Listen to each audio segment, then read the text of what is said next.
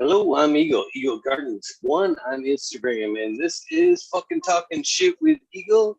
A super special episode tonight. We have Mean Gene from Freeborn Selections. How you doing tonight? What an honor to have you, sir. You want to tell us how you're doing, and of course where we can find you?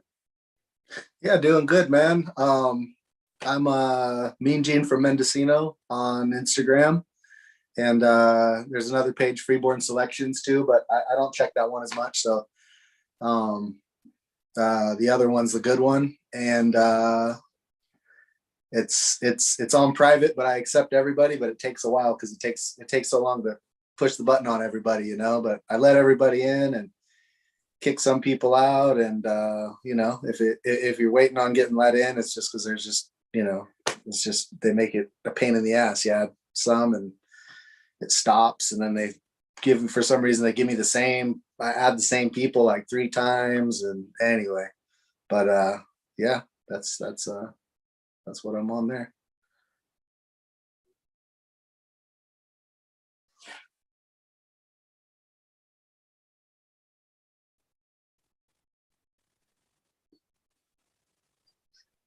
Well, it is most certainly a pleasure to have you here tonight.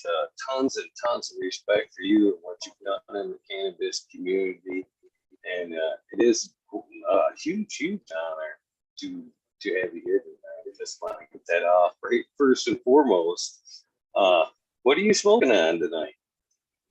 Right now I'm not smoking on anything, man. I just came in from digging post holes in the rain. Actually, came straight in and cooked up some spaghetti and came straight in. So yeah, not smoking anything at the moment. I've been going through these old Northern Lights haze. I think they're like F3s at this point, and I gave a bunch to Skunk Tech, and he ran through them and threw me a bunch of sacks. And I've been trying to make sense out of which ones are the ones that really got the good buzz on them. And some Chem 91 headband. He did a headband reversal, did some Chem 91 and some triangle cushes. And those, I've been going through those bags lately. That's been my go-tos, because we're trying to figure out what to keep and what to throw away. And so those ones are cool, all potent stuff. So a couple of the Northern Lights hazes are a little bit there's not a whole lot to them, but the best ones are really good. So it's cool getting back into some old ones. So that's the smoking program right now.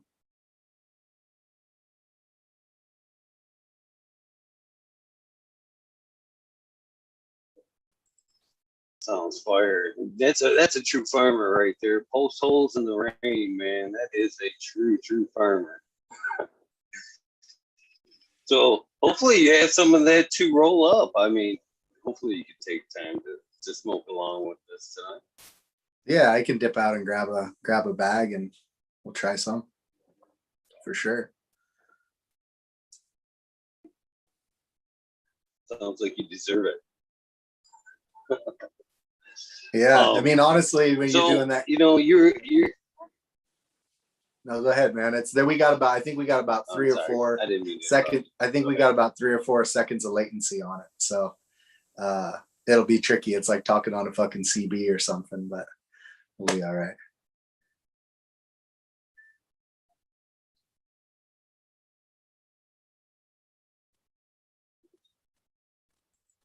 Yeah, it's at least 3 or 4 seconds there. So you're a wealth of knowledge, and it seems like you're a cannabis man through and through. When did cannabis enter your life? It seems like it had to have been. It's free as it comes from you. It seems like it had to been bred into you pretty early. So when was your first experiences with cannabis?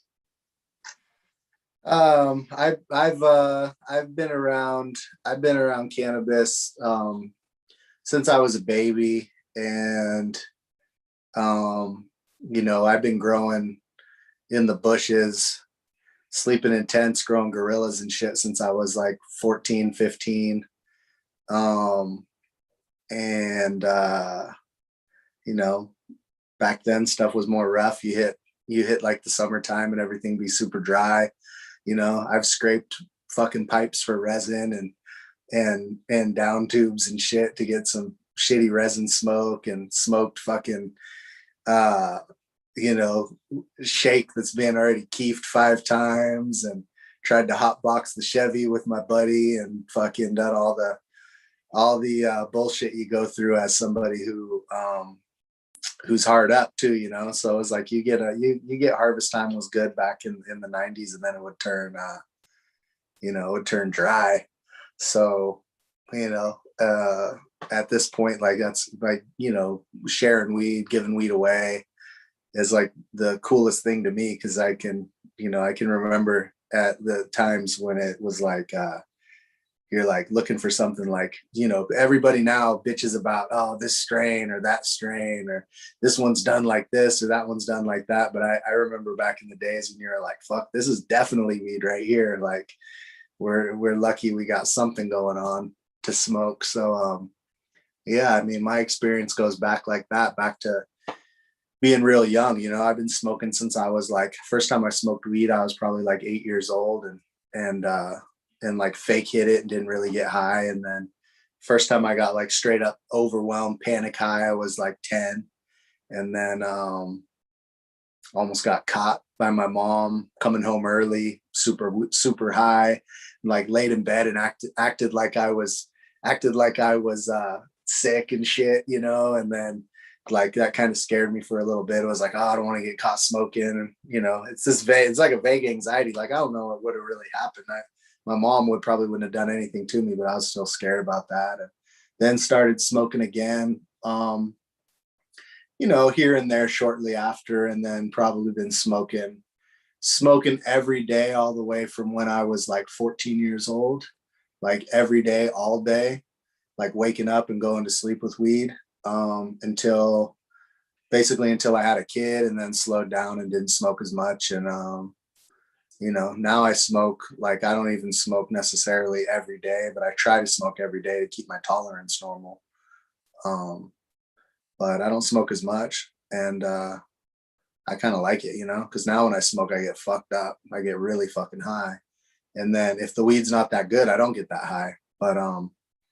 But if it's good, it grabs me, and then I really know. So you know, I kind of like that. But I'm always trying to smoke more and more to get my tolerance back leveled out. But it's just a matter of, there's certain shit you got to do. Like, I don't know if people, you know, like for me, like having a kid, I'm always like, damn, is he gonna fucking fall off the ladder or some shit? Or like I get high, I get paranoid, you know. So I'm always trying to kind of be on my toes and be like operating at full capacity. So you know, like I'm not as heavy as a smoker as I used to be, but I still like to smoke some good bud, you know.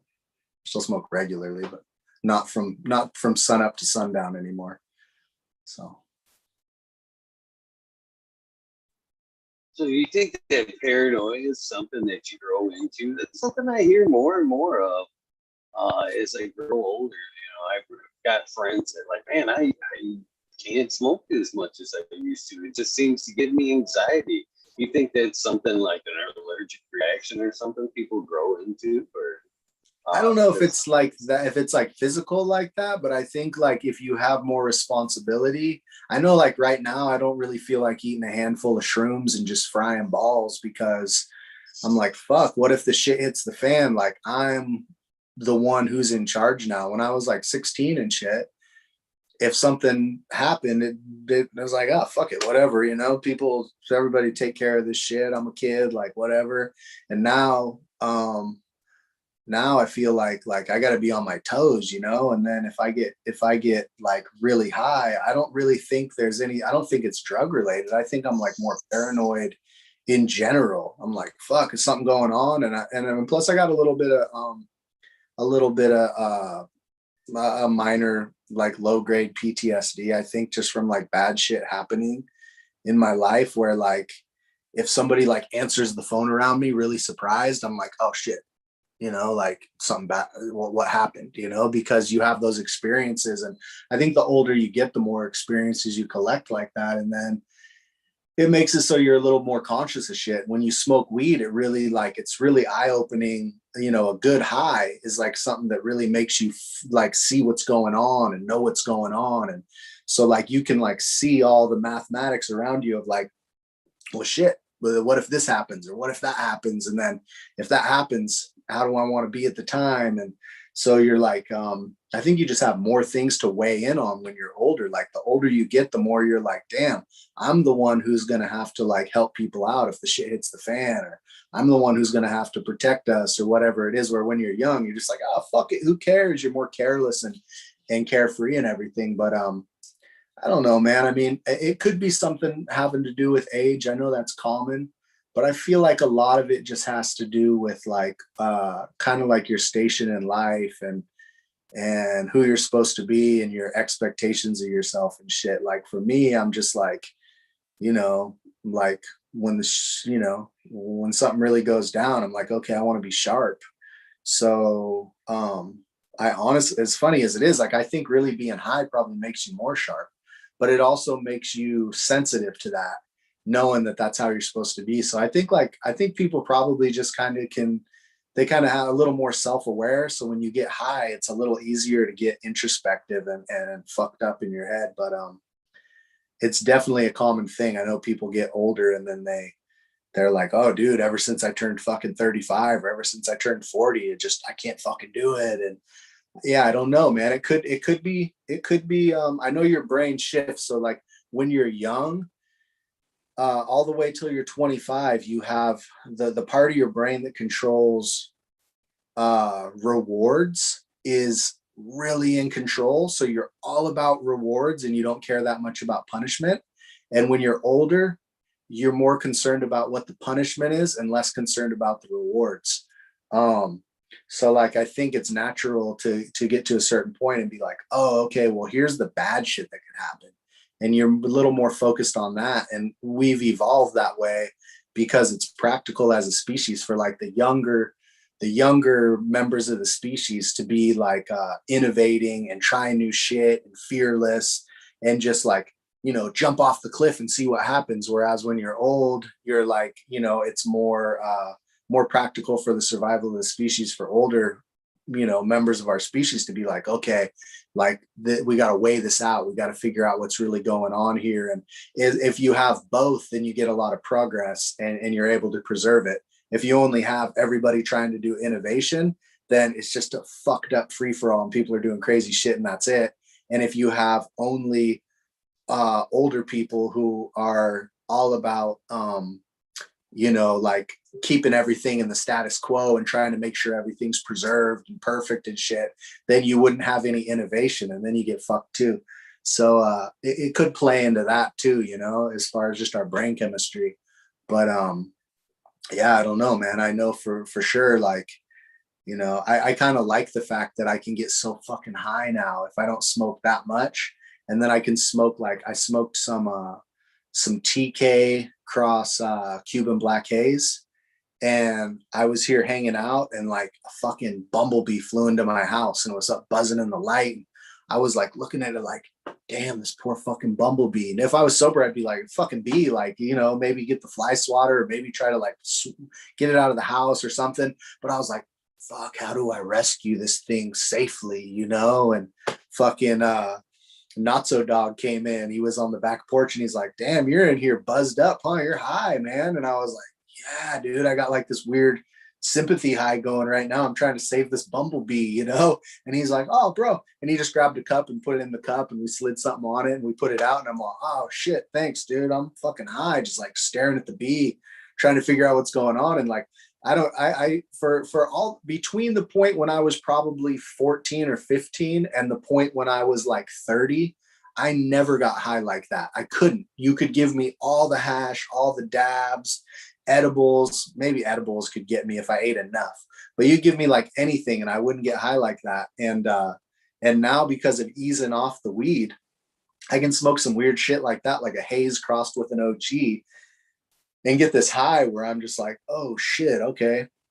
I feel like high as a youngster again. So I don't know, like maybe it's all the same all the way across, and it's just all about like what you got working in the background of your brain as far as your lifestyle. But I think that'd probably be probably a mix of the two. I don't know, man. You know? I definitely like your reference to, uh, like being a kid and, high as a kid and then later on in life. I think that you could be right there. And I see in chat there, Bingus is suggesting a little bit empty and the latter. And I think that could be a little bit of what could be going on there. As a kid, you don't have those worries. When you first start to get high, you do have, a clean slate, have that empathy or whatever you want to call it for things. And then maybe later in life, things are so crazy and you're not so, your empathy maybe not be there as much. But later in life, when you kind of, right around 40, it seems like spirituality, empathy, and I don't know, maybe just when you have kids, you look at things a little different. Maybe that's when that comes back around. I don't know, but it is weird how that works for sure. And I like that philosophical high. Be honest with you, there when you're checking out the bumblebee and just kind of inquisitive on nature, how it works, and all that shit. I mean, some of the best poses right there. To be honest with you, that's almost like forest bathing time right there. Observe what you're observing, basically. Yeah, it's true. It's a trippy thing as far as those kind of highs, because when I smoked all the time, it was like that's something you got to get from a different drug, because weed doesn't do that. Weed kind of makes you feel normal. It makes sure you're kind of on an even keel. You don't worry too much. You don't get too bitchy at people. You kind of just rounds off your edges and you're cool, and smoking weed all the time and everything. But it's cool to be able to feel the high on weed that really grabs you, and like you're like, okay, I'm fucked up right now. Like this is not normal, and you're a little out of your element. You kind of like treading water trying to get through it, as far as just like, okay, try to be totally normal, and you can't. Whereas like when I smoked constantly, I always just kind of had this high that was like, yeah, whatever, like if shit was really potent, the most hardcore thing that ever happens is you like fall asleep while everybody's hanging out, and you're like, whoa, shit, okay, that was heavy duty. Like the first time we smoked White Shark, we were supposed to go play a poker game, and poker was at like 9 and we smoked it at 7 or something, and we all woke up at like 3 in the morning going, holy shit. But like that was like the all that we could really do to get higher was like get super sleepy or super starving or whatever. And now when I smoke, like I'm gonna get a high that actually you get like something out of. You might have some realizations, or it might really give you a new perspective and kind of like help out. Like I notice if I don't smoke for a while, I start fucking up. Like I don't do things really. I'm not really on point with everything. I can like not smoke for a couple days and like go out and look at stuff that's getting close to harvest, and I'll be like, dude, you thought this was close to harvest? This has like 2 weeks. And like I would have been looking at it going, oh no, this is any time, this is really close. And then on smoke, and I'd be like, dude, fucking tripping. Like, what the fuck? So it's actually like sobering, to smoke some weed. But yeah, it's a trippy thing to get those differences. And as far as the age goes, like it's interesting because when I was younger, I was way more like self-conscious and worried about like, oh, well, what am I, like your identity or whatever it is, and all this shit. Now, like, I really don't give a fuck. Like if like I'm doing all right and I feel like I'm doing all right, like cool, but I remember being like in high school and being like, fuck, am I doing okay? And what am I going to do? And am I fucking gonna live up to my potential and all this shit? And like, these days I'm 40, I'm about to turn 41 in a couple weeks. And I'm just like, I don't fucking care. Like, I'm just doing whatever I'm doing. And you talk to people who are really old and they're like, it doesn't matter at all, dude. Just fucking do you, feel however you want to feel. And so that kind of, I feel like it's a trade-off. Like I don't worry really about myself at all anymore, or like self-image or whatever it is. But then like as like a family guy, then you start to like, that starts to go like to like your kids, and then you get high and you're like, oh shit, okay, like, man, like, was, like, am I doing good with that, and all that kind of stuff. And it's weird because it's a weird trade-off of like adult versus a kid, but it's all hella interesting. And weed, it like gives you a little, it's almost like putting a microscope on your existence, and you realize kind of what's important, and what you value and shit. It's definitely a valuable tool for that.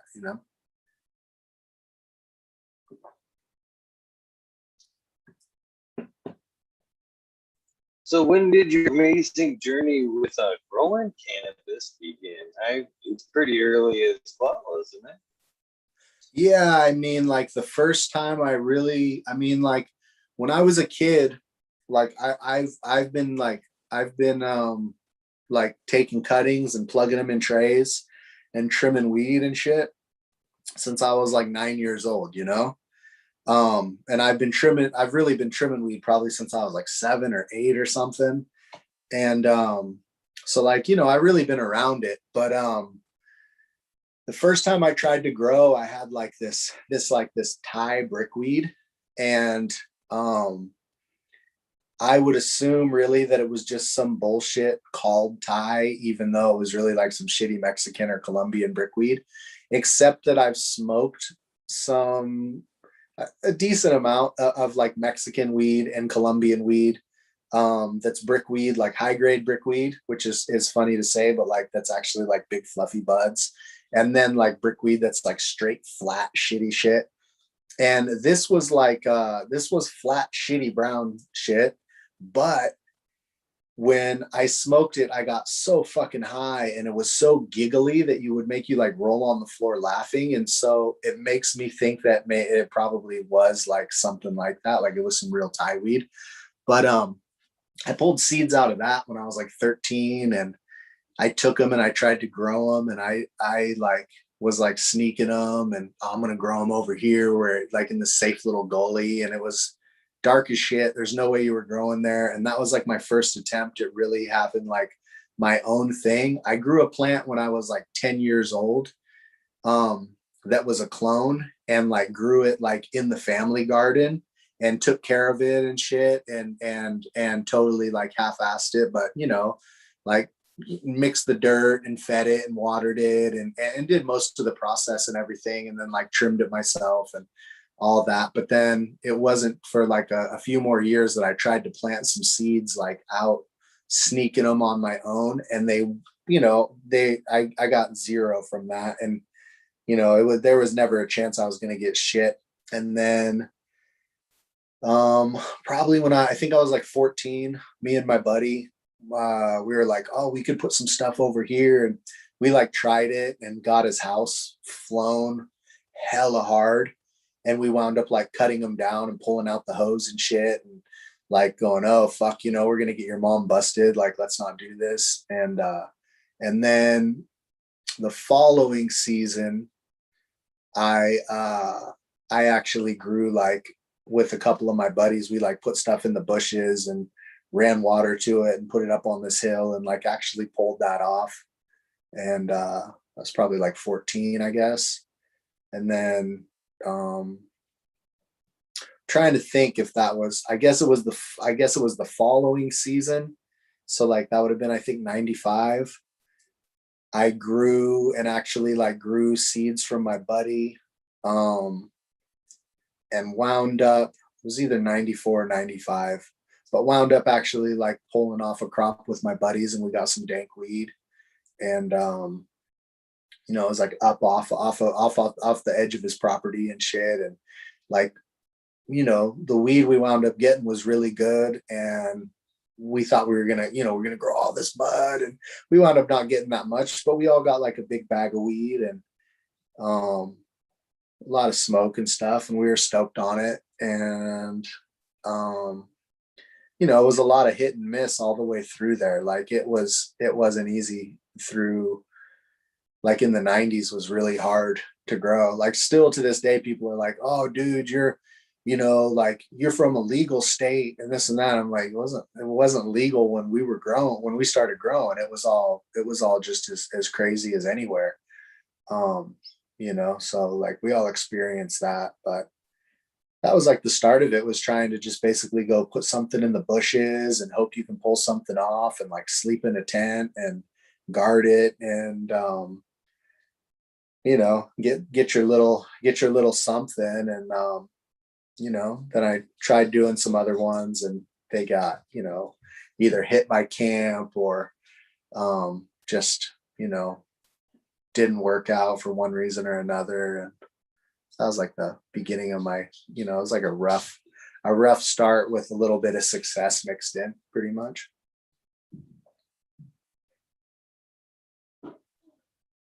Sounds like pretty much all outdoors from the beginning then.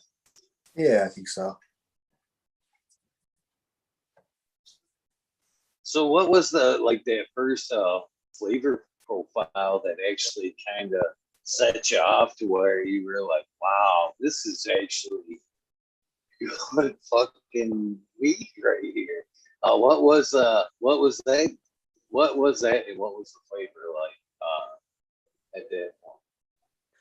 So I had this weed. We had this Northern Lights clone, and it was pretty plain smelling, and outdoor you grew it. It had a nice little hint of like juicy fruit gum, but it was mostly just like this hashy kind of keefy, kind of like little bit like sour to the nose, like sour fruit kind of, but not like, kind of like how finger hash smells when you break it open. Like any old finger hash, it kind of has this like sharp little hint to it. And I had it, and I'd been smoking it, and I'd mostly been taking like a little bit of bud shake, like a little bit of the close leaf, and like rolling joints and smoking it like in pipes with my buddies, like hot homemade pipes with like aluminum foil fucking screens, and like just bullshit, and you don't know, you're just, all you know about it is it gets you high. So we're getting high. And then I started hanging out with my buddies, and like I had like moved away for a little bit, and then I moved back. When I moved back, I started hanging out with my buddies, and we were out in their neighborhood, and we were like camping in his yard, and I had like some little buds, and we rolled them up and we're smoking them. And my buddies are like, one hits it and he goes, damn, that's tasty. And he hands it to my other buddy, and he hits it and he goes, damn, that is tasty. They're like, shit, you got some tasty bud here, like, and I was like, oh, cool. Okay. So like I hit it. And when I hit it, thinking of it like, okay, this is tasty, I was like, all right, so what is it about it? So I like smoked it. I'm like, all right. I kind of realized like, this isn't like harsh and making me choke and burning my throat. It's like, it's got like, it's kind of nice. Like, this isn't that bad. This is like smoking, and you're still like a young smoker. Like, you might hit it too hard and cough while you're blowing out the smoke. Like, that's a huge thing people don't realize. If you cough while the smoke's coming out your throat, you're going to harsh your throat. You got to wait to cough until there's no more smoke in your lungs, And so like, I finally, like, I'm like checking it out. I'm like, all right. So then like the next time we roll some more of it up, I'm hitting it and I'm like, all right. I'm like, this doesn't have that weird taste that leaf has, where you like are like having like, a real smoker knows the difference between bud and leaf. But when I was that young, I was like, it all just made me fucking cough, and it tastes like shit to me. I'm like, I don't know, it's smoked. I don't care. And then, but them kind of like seeing like that couple people who I knew had been smoking a little bit more weed than me, I was like, all right, so what's this about? So when I started smoking that weed, I started kind of like paying attention, and then smoking some weed I knew wasn't good, being like, all right, okay. And then after a while I went like, damn, okay, this one's like rich and it's smooth. And then I started realizing like, damn, it's got a taste that's really nice. That is a good taste. So it's like getting like they say, it's an acquired taste. Like it was for me, but it also was because I was just smoking such random shit that there was no way to really quantify it. And once I had a baseline of some buddies telling me, this bud you got right here, this is tasty, then I started being able to like smoke other stuff and go, okay, oh, and then now this tastes like the one I had, but look, there's like a thing to it. Like this is almost a little fruity or something. So the first thing really that I knew was really tasty was that Northern Lights. And then I wound up getting from one of my same buddies that was in that same joint circle, this stuff that he called Dirt Big Bud. And I grew that.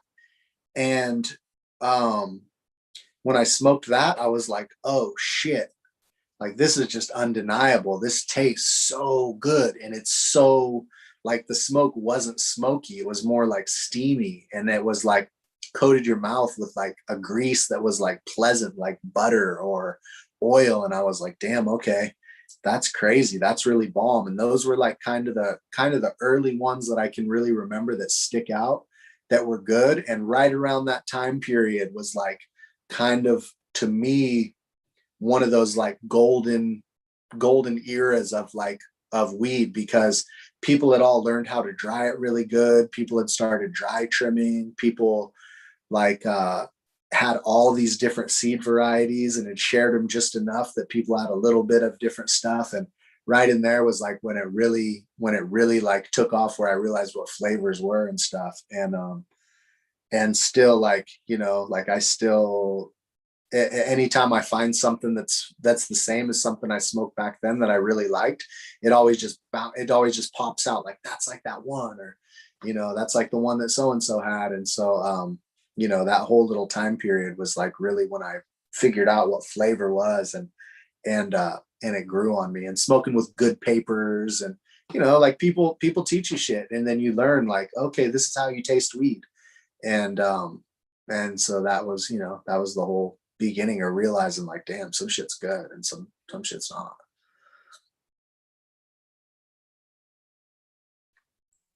So what led you to breeding in general? Was it flavor, or was it, you know, the strength of the weed? What led you down that? You know, seeing people have things that were so special, and you see like the difference between like, oh, here's this one, and it's a weed plant, but then like, look at the difference, look at this one. And then like talking kind of to the old timers who were like, yeah, well, we got this one from here, and you like show them some weed, and they go, oh dude, that's just like the one that we got that was this, or so and so had one that was like this, but you can't believe it, this like, this one's crazy, and it's never been around since, but you know, everybody talks about it, and like all this kind of like legendary stuff. You realize like the difference between the different ones. And then that just made me get interested, like, okay, I want to like track down these like legendary flavors, and I want to like pop enough seeds to find things that seem like what they're talking about, show it to them and see, is like, is this what you were talking about, or is this different? And like it's just like super interesting as soon as you do a little bit with it. And like you know, like I said, like my same buddy who gave me that Dirt Big Bud, he had made those seeds. He had this plant in the back that they called Dirt, and that was just because the guy who grew it, who the seeds had come from, was like, dude, it's like super, it's got this earthy taste, and he liked it, he called it Dirt. It was this old Afghani. And then his other buddy had this Big Bud line that was different than the other Big Buds that I've seen, and it was just really sweet and killer. It was like really, really good weed.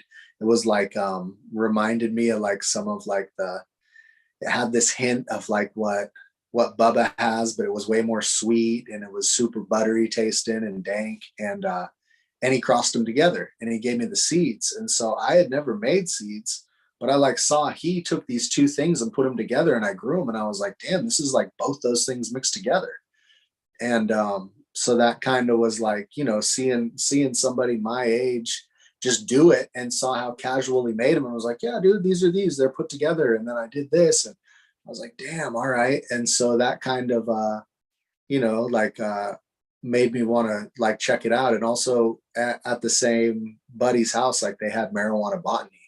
and I read through that, and I couldn't, I was just like, damn, there's so much information. I couldn't really absorb it. And it really went into like, okay, here's this, and here's that. And I was like, wow, well, when we grow these seeds, we see these things that kind of look like these pictures. There's one that looks like more like this one, and one that looks more like that. And it's like, damn, a lot of these cool, like legendary things, like that's what everything's made out of. We have them around here all mixed up, and different people have different stuff. And so it just like, piqued my interest. Like, all right, there's gotta be a lot to do with this. And then, you'd like see something that was just crazy, and you couldn't get it. Or like, I was always too polite. I realize now later in life, I'm like, fuck, I should have asked everybody for their stuff. But like, you come across a couple seeds, it's like, all right, plant those, because then you're going to get something good out of those. And if it came out of that weed that you really liked, like, boom, you got a couple of those seeds. So it was just like, part of it was like, seeing my buddy make stuff out of mixing things together, and then seeing stuff that I really wanted but you couldn't get, but you had the weed, and then like there's a couple seeds in it. And so it's just like kind of out of necessity and enthusiasm at the same time. And it just worked out that there was a few things I caught, and kind of everything I caught, everything I wound up with was kind of everybody else's garbage, because I like, back then, if somebody even told you that they grew weed, it was like a huge honor to know, like, whoa, okay, shit, like you let me in. Like, I know that you guys grow weed now, and I know that's like you don't want to tell anybody that. So I'm not going to be like, oh, and by the way, can I have all your seeds and shit? I was like, no, that's like stepping on toes. But now I realize that most people probably wouldn't have cared. It's just that people don't even realize you would want any. And so, I just kind of wound up with some, and mostly like from totally random sources. But that's how I got that started.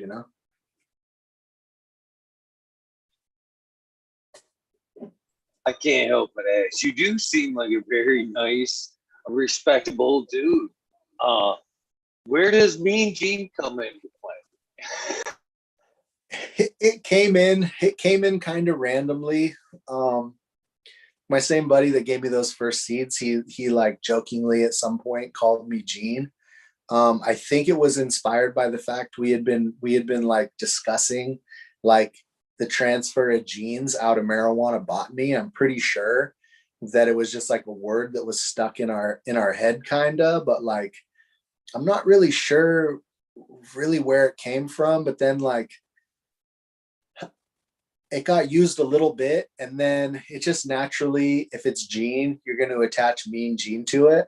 And then it didn't really stick that much. But like, if you like get me, especially when I was younger, like late night, and I'm like either drinking or I'm like on shrooms or something, and there's like a group of us and stuff's going on, like I'm like really not really anymore that much, but like I would be kind of like snappy, not terrible, but like quick to say some shit to people if they were like fucking around.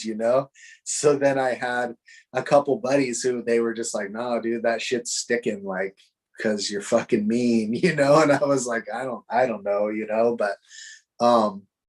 but no, in general, dude, I'm like super, super easygoing. But like I think if you're chill and you're nice to people, if people mistreat you, you might have more of a tendency for that to kind of strike a nerve than if you're just an asshole all the time. Like if you're an asshole all the time, you're like, oh, I'm an asshole, everybody's an asshole, whatever.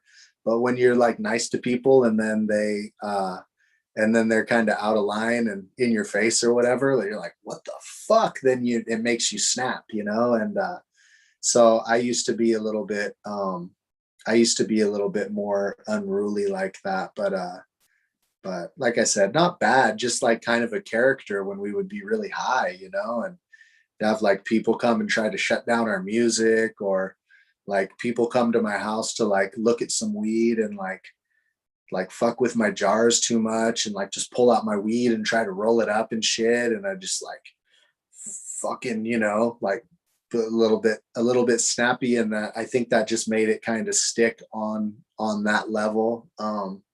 But for the most part, I think probably 90% of it, at least 75% of that, is just the fact that for some reason I wound up with Gene.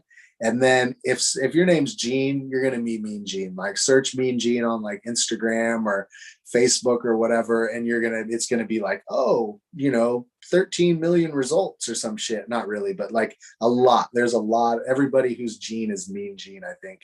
And I think that comes from the WWF shit, because it's like a whole era people grew up with that as like the only Gene. I can't really think of many other Genes that were out there, so I think it just kind of stuck because the shit rhymes and whatever. But it definitely stuck a little bit from being kind of kooky usually like in the late night at festivals or something.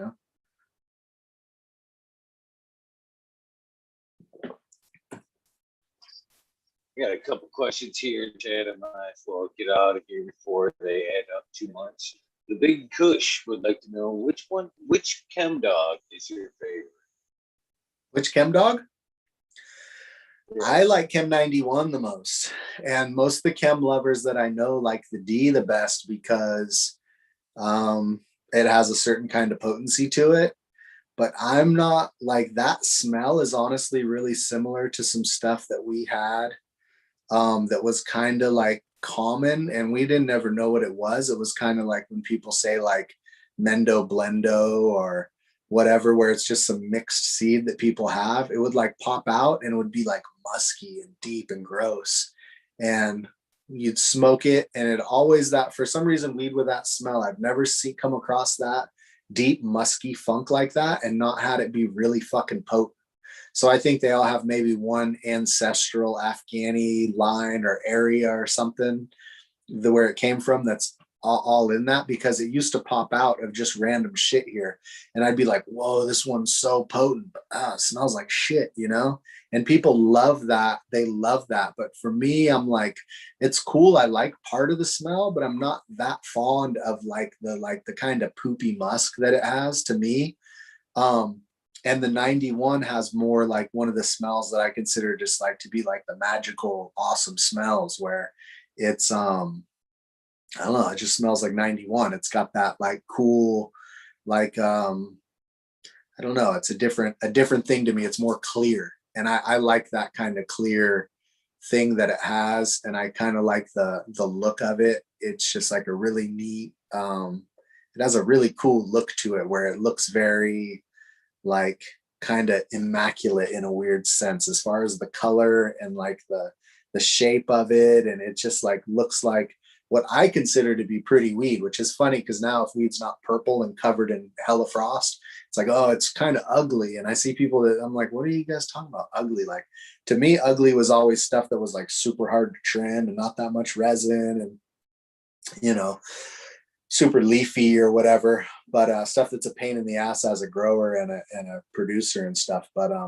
I like the 91 and I love how it has those cool round nugs. It reminds me of some stuff that my buddy had that was from this lady named Madeline. And so he just called it the Madelines. And it's just that those round buds were right at the top of the bud. There's like a star because of the way the bracts stack up, and so that at each tip, and it kind of all weed has it, but some it's more pronounced and visible. But that one I really like that. Like to me, that's really crazy. Whereas the Chem D, like I understand why people like it, but it just doesn't resonate with me as much. And then some people like the 4 the best. I don't know if I've ever seen like real verified 4, but I know kind of the type. And to me, that just doesn't, that's not in the runnings with those. Like I would put that like in, behind the other 2. But I like the 91.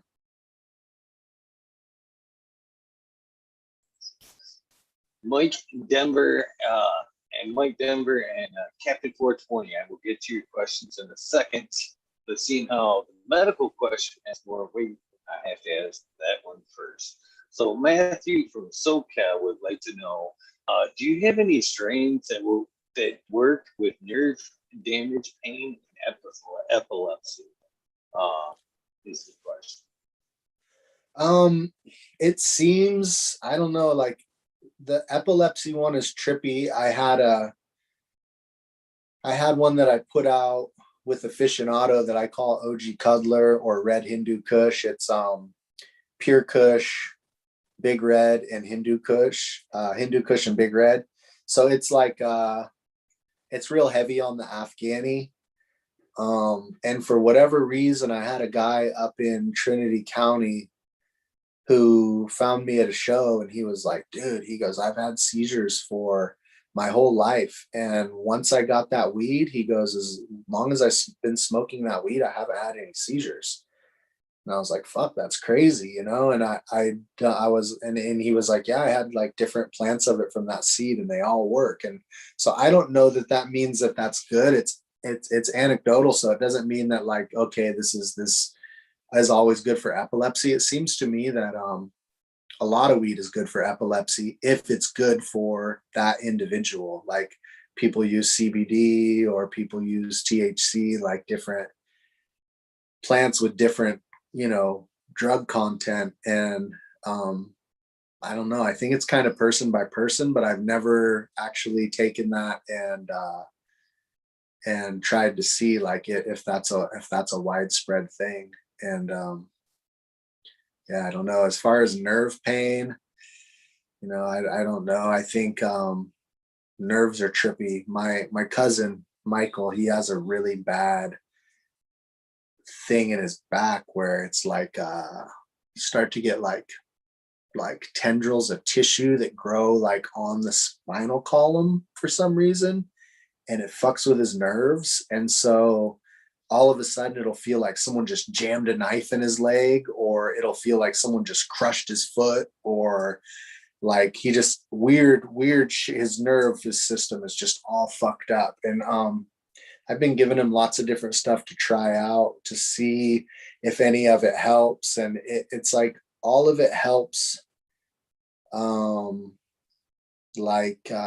helps him feel better, but it doesn't really stop all the shit from happening. It just kind of like it rounds it out a little bit because he doesn't feel just as bad in general. But I don't think it's like really directly doing anything to the nerves. And he's been, I don't know, he's tried like I think 4 or 5 different kinds of weed so far, and he's trying new ones this year. And we're trying to find something that'll help. But nerve stuff is really trippy. I had a thing where I had kind of had like overuse injuries from like doing regular like yard work way too much, and then building hoop houses and pounding the posts in, and pulling tarp and just doing all the basic stuff that shouldn't have really messed with me, but it started to squeeze on my nerves. And the only thing that I could help that with, because I couldn't sleep, I was only getting like an hour of sleep or something, maybe 3 hours of sleep at night, and I had to sleep on the floor. But the only thing that really helped with that was just something that made me really fucking sleepy so I could sleep. But nothing really seemed to, like, nerve pain is a motherfucker, because it's just so like, it's directly the thing that is giving you the pain. Whereas some things you can treat, you know, but that's the only thing that really I could find that would really help with that was ice and just fucking ice packs, you know? So yeah, I don't know about with nerve pain. I think it all depends. And I would try everything, but what it got down to me was I was smoking like 3-year-old cherry limeade because it's super sleepy, and I would just smoke the fuck out of that. I'd wait until I got tired already, then I would smoke that really hard, and then I would just like basically go lay down and hope that I could get more than, you know, a couple hours of sleep, and it would help with that. But yeah, nerve stuff, it sucks, man.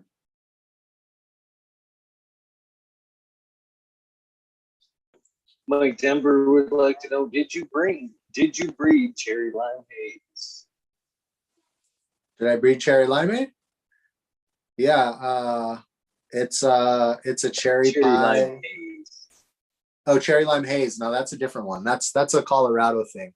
And that is, I think there's one like that too, one from that or similar that was called cherry limeade before what I called cherry limeade was called that. And my buddy actually named cherry limeade that I have, and I Googled the hell out of it and I couldn't find anything.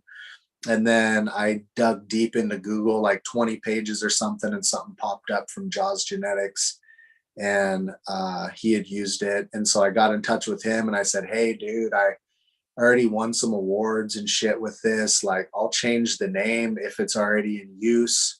And he was like, oh, it's just a little fem release. There was only a few packs of it. I don't care. Go ahead and run with it. And then I think it was like 3 or 4 years later, I was listening to somebody from Colorado talking about um, the cherry limeade, which I'm pretty sure is a cherry lime haze thing. And they said it was old. And I was like, shit, I couldn't find any information about it. So, like I think at a certain point, you're like, well, okay, I guess a couple of us have something with the same name, unfortunately. But yeah, I didn't breed the cherry lime haze.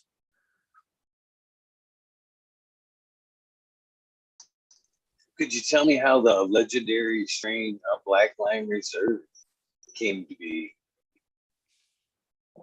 So Black Lime Reserve was a cross of my Lime One clone. That's the mother.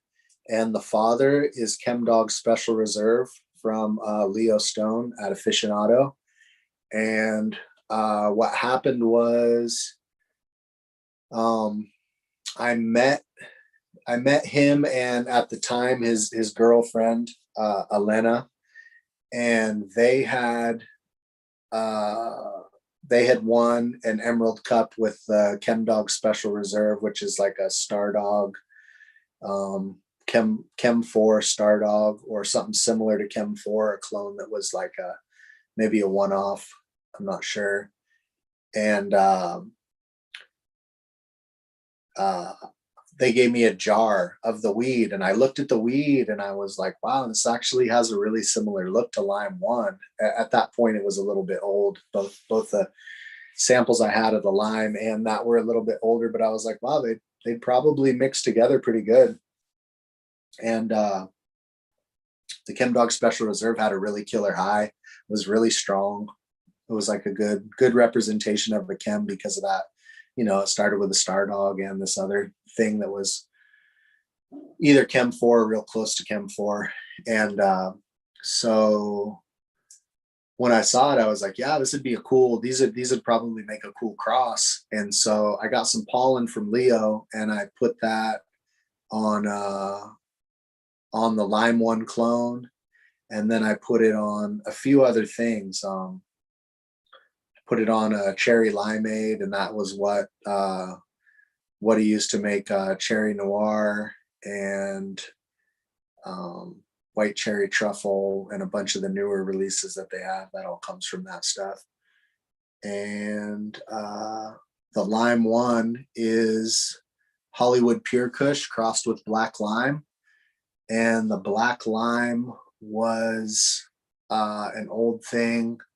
And I've gone over this on different things, but it's basically like it's real Northern Lights heavy. It has on one side a Northern Lights Afghani Burmese, and on the other side it has a Northern Lights Afghani Oaxacan. And so those the one with the Oaxacan, that was actually the Afghani Oaxacan, which the guy called Oil Can and Stoil. That was put onto the Northern Lights, and then he took a male of that cross and he put it back on the Northern Lights, and he put it back on the Northern Lights, and that was our Northern Lights clone. And then he put it back on the Northern Lights, I don't know how many times, but then we wound up with some seeds out of his weed. And my buddy bred it a couple times. I got it back from him. I bred it. And and I crossed it with that other thing, which had the Burmese in it. And so I put those together, and then I took a male out of that and I put that on the Hollywood Pure Kush, and that's what Lime 1 is. So the Black Lime Reserve, that's where it came from, was from that Lime 1 clone that I had kept and had for a couple of years at the time, and was like my favorite weed. And then the male of that Chemdog Special Reserve, which was bred by Shiloh Massive and Leo Stone, and right in there around 2012 or something. And that's pretty much the whole story of what that was. It was just an F1 made with a little collaboration, and it came out cool. Ted Westport has a good question. When you started making seeds, was it to make seeds, or were you searching for a specific trait? When I first started making seeds, I started making seeds just to keep something. So originally it was just a matter of wanting to make more seeds of the things that I had. And then if I didn't have like the male of what I had, or I had already killed the males, then I would use the male that I did have that I thought was the best match. And then I started doing, making hybrids like that. And so sometimes it was like, okay, I really want to make these hybrids. And sometimes it was like, all right, I only kept one male and I have these really nice plants, so I'm going to put the pollen on all these different things. And so that's how it wound up. And still to this day, it's still the same thing. Sometimes I have something and I'm like, all right, this is too, I can't keep all the males. So I kill the males of certain things. And then I go, okay, here's the best male that I could have for this. And other times I'm like, okay, I have this clone or I have this seed line and I really want to cross it with this other thing. And I do it like really with intention. But the first seeds I ever made were made to have more seeds of the same thing pure.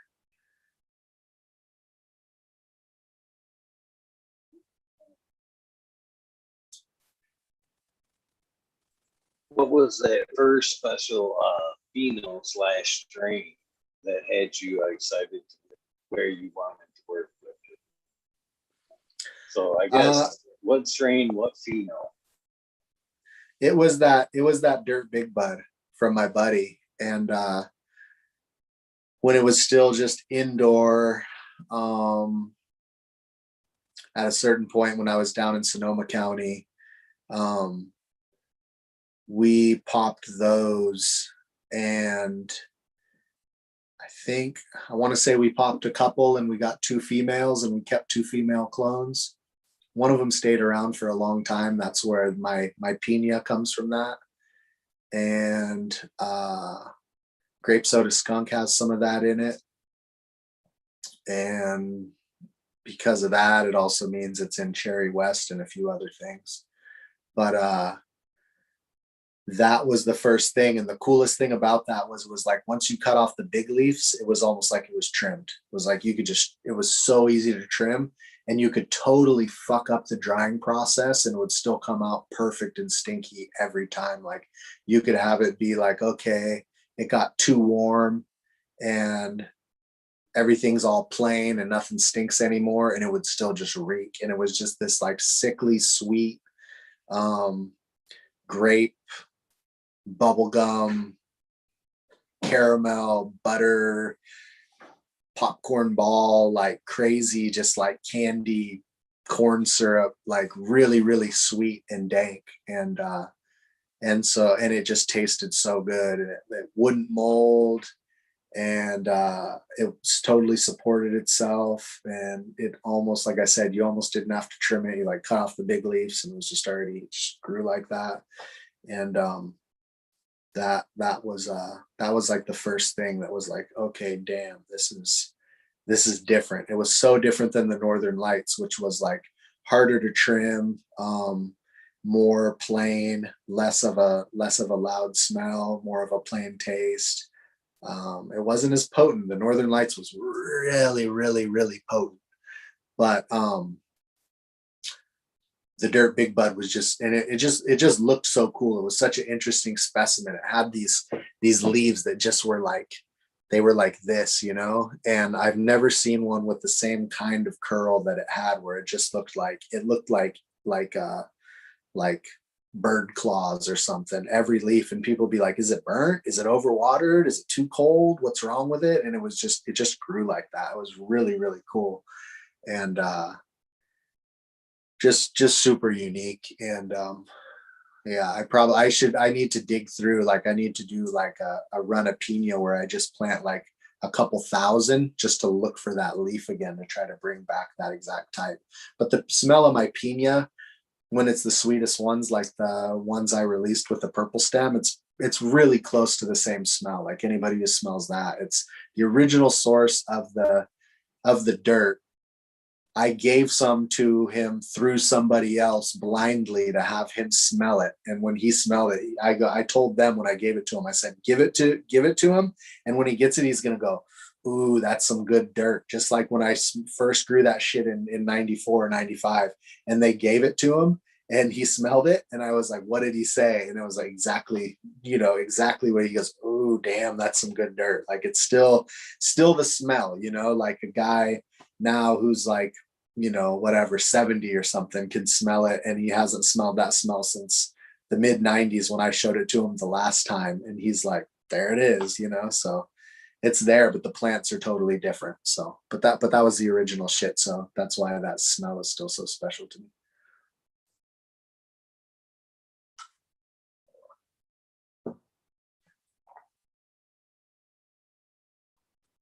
MV Natural Farming wants to know the story behind Lime Vine and where's the grapefruit perp. The grapefruit perp is an interesting one because I had it and I knew it was pretty good. I gave it to some friends and I had a lot of the seeds, and it was one of those ones I kind of put on the back burner because it was such a wild polyhybrid. I thought it would be like a lot more inconsistent. I'm like, I've seen a few, I know what it's like. It's going to be killer. And then it wound up being way danker than I thought. And it was just one of those weird ones where it got right to that point where like you got to pop the seeds. So I popped the seeds and I had however many of them I had left. I had 40 or 60 of them or something. And they just like, it just got to that point where I was like, oh, they just won't pop. So the grapefruit perp's an interesting one because it was one that I had and it was really good. And unfortunately, it's one that I just lost. And I do still have some of the seeds, and I've had them in the fridge since then. So like, it could potentially, it's one of these weird ones that I have in the fridge that could make a return if I get like somebody with good tissue culture skills. But it's only in stuff now. And the lime vine was a plant that I had. The one year that I had a problem with root aphids, and I had 300-gallon pots, and it was a big plant in a 300-gallon pot. And it was the only one of those that didn't really mind having the root aphids. It just still grew fucking amazing. And I bred it, and I didn't know if it was going to be good or not. And then when it dried, it was just these meatballs like this big, just like boom, boom, boom, boom, boom, boom, all the way up. And it wound up just being this big, heavy, beautiful plant, like not a gram of mold on it, real PM resistant. And it was just like the very good citrus side of the lime stuff, but very like I had it in the big cage, the big fencing cage, and I had to like some stuff. It's like, oh, you get one branch that wants to lean or one branch that wants to lean. You tie up one here, you tie up one here. They grew a little too far out of the cage. You know, you straighten it out or whatever.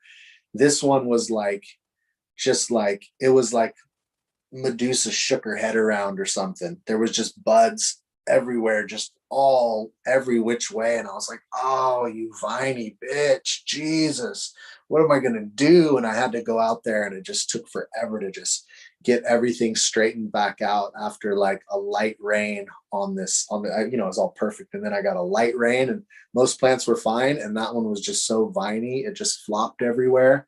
And so it turned out that the seeds that came out of it were really killer. And they're one of the only things like you can grow on the coast here. Like my buddy's dad grows it in Westport, which is like literally right on the ocean. I think he's like, I don't know, like 100 yards from the cliff or something on the ocean. And he can successfully grow that shit up here on the Mendocino coast. So it's like an extra hardy one. And that clone, we smoked that in Vegas late night. And I went just on a full, I couldn't stop laughing. I was like laughing at the dumbest joke that I made myself with my buddy Little Willie back at the room talking about some shit. And I laughed and laughed and laughed for like, you know, like shroom laughs until my face hurt and my cheeks and my stomach. I was just like, oh, I was just rolling and I'm all, dude, this shit ain't even funny. I'm like, that weed is crazy. And that's some of my favorite, like weed that can make you laugh like that when there's doesn't make any sense. That's like my favorite shit. And it tastes really fucking good. So, some great stuff that came out of that lime vine, but that's basically the reason why I got called lime vine was because some of the ones that come out of it are like the mom and they're just like, they get really nice, big chunky buds that are really heavy and dense and the stems are hella small. And it's just like this crazy viney shit where you're just like, oh, okay, crazy, crazy plant. So I got vine stuck on the name. What are some of the traits that we should be looking for someone that laughy bud? Man, I know myself, I remember the pines being the laughy kind of chirp. That's what I associate with that kind of laughy bud. Is there a certain chirp that you associate with the laughy weed like that? Um, Yeah, I mean, that one definitely has a lot of pinene in it. Like lime has a lot of pinene and it doesn't smell that piney, but the plant itself smells really piney. Um, so like I could say that might be like a common thread there. But I mean, overall, like I really don't know. It's just every once in a while I smoke a plant and like, you know, you get the giggles and it's like, you know, everybody gets the giggles. So yeah, I don't really know what to select for. I mean, there's just certain ones that do it. I know that you're not going to get it from a lot of the dull popular weed that just has those more dull highs. It pops out as some of the more you know, what's considered to be like old school, but it's, I mean, all everything like that's what's funny is when people look at like, oh, this new hype bullshit or whatever. It's like that's the same old, it's the same old Afghani based shit people were bitching about in 85 and 86 and 82 and everything when everything switched over to being those like purple sleepy indicas and stuff.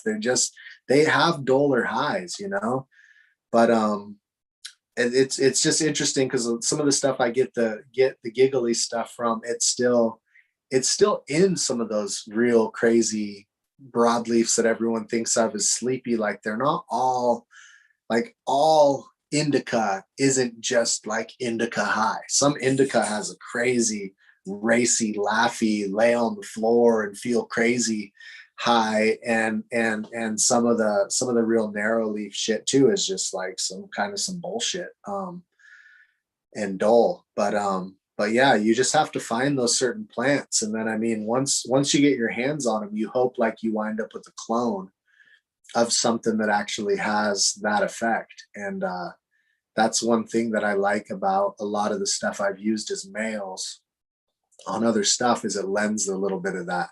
The lime doesn't necessarily, it's not necessarily giggly, but it's very feel good. And like the jarro has a lot of the more kind of giggly stuff in there. And then of course, you're not going to get the giggles if you feel like shit. Like you kind of got to have the right vibe going and everything. Um, but it's definitely still, there's definitely stuff there's a lot of stuff that just cannot do it. It doesn't have the ability to do it. And then there's stuff that like, okay, it'll catch you when you're having a good time, and it'll really kick that up, a notch. But yeah.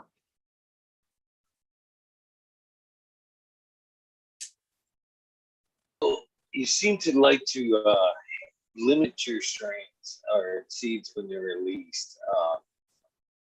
Why do you do that? Is it one of them things that we're lucky to get some of those seeds, some of them babies, or is it to kind of help keep the strain coveted?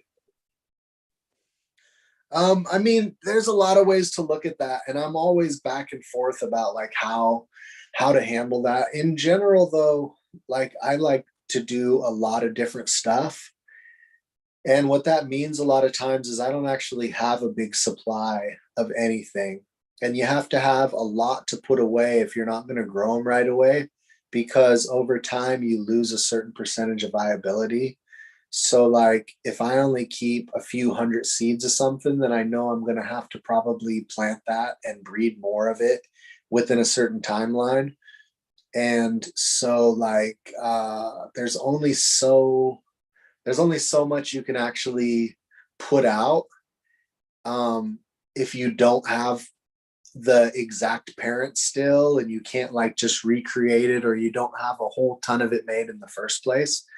And a lot of stuff I don't make that much initially, and then by the time some of them get grown out and we realize it's really good and I could let some of them out, um there's just not that many of those particular seeds, with still having some held back. um like something like the lime vine, I probably only have maybe, I don't know, maybe like 300 or 400 of those seeds myself. So like if I don't breed those in the next 5 years again, I run the risk of that just being like, okay, well, those are no good anymore. They could last 20 years, but it all depends on really how viable they are. And you don't know how viable everything pretty good starts off at 100%. And then some things after 5 years, you lose tons of viability. And some things after 10, you lose a lot. And some things are good for 20. And you can't really just judge that by looking at the seeds and going, okay, like everything is different. So, if I only had a certain amount of them and I don't have those to recreate, then I have to hold on to a certain amount of them. And then there's other ones that either I think are not real, that I have a lot of, that I think like, okay, these aren't really ready to go out there because it would be too easy to turn it into garbage. Like if I'm going to put out a lot of seeds of something, I want it to be worked enough that if a bunch of people make a bunch of things with them, or they make a bunch more pure seed, it's going to be pretty fail proof. Like there's not a lot of things that can just pop out and be in the wrong direction. So there's you wind up with only this one kind of window of being like what really makes sense to put a lot of seeds out of. But for the most part, it's just because I don't actually like some people take like a room or a hoop or whatever, and they do it all one thing, and then they have this big bunch of seeds. But for me, I always look at that space and I go, in that same space, I could have kept a lot of different things. And so like, or not so much like totally different, but like there could have been a lot of individuals from, like, it's lime, like, okay, I could do this one lime clone and make all these seeds out of this one lime clone. Or I could grow a bunch of limes from seed and put those in there and hit all those with that one male or those 2 or 3 males mixed together or whatever, and then have a bunch of different things. But then when you go to release it, I mean, some people would just mix all the seeds together and go, oh, it's such and such. And I know people have done that over time, but me, like, I want to know each parent. So it's this plant crossed with this plant. And if I only seeded a plant, you know, like in a 7-gallon or a 5-gallon pot, and there's all these different things, and it's like you wind up, okay, you have this one bag of these seeds. And so in most cases, the reason is I just don't have that many of the seeds to actually put out. And then I don't clone every male, I don't clone every female. So some things when I make it, it's like, if you got that, that's that version of it. And that is just all there is, you know? So for the most part, it's not because I'm like, oh, well, this is just too good, or this is, you know, not good enough. Like, if it's not good enough, I wouldn't put out any of them. And then if it's too good, I'm like, well, put some out, because then that'll give it a good name, you know? But then there's other things like, they're just not, they're like, you can grow them, but if you put that out and everybody grows them, it'll get a bad name, because it's just not that easy to grow, you know? So, you know, just comes down to what I have for the most part.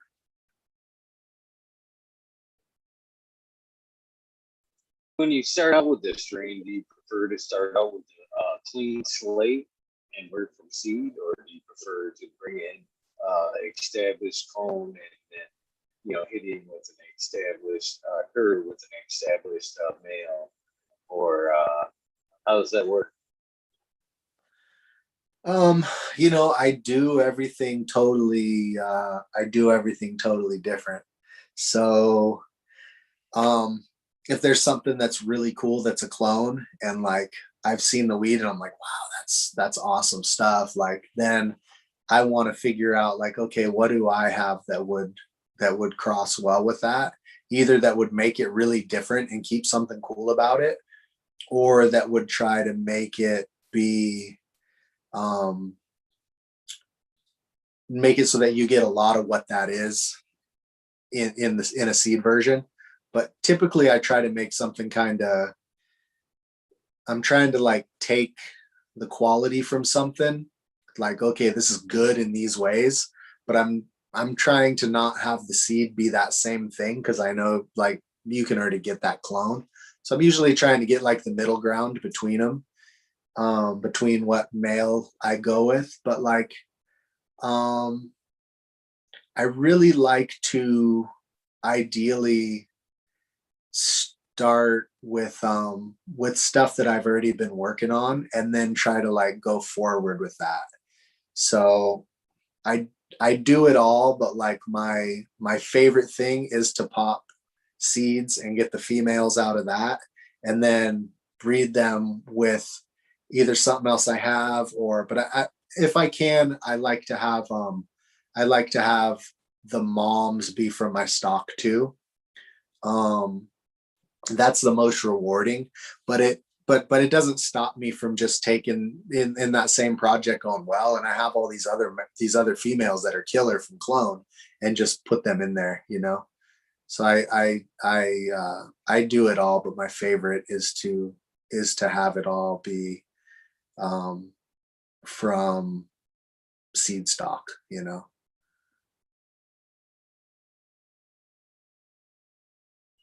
How intricately wound or stacked are traits?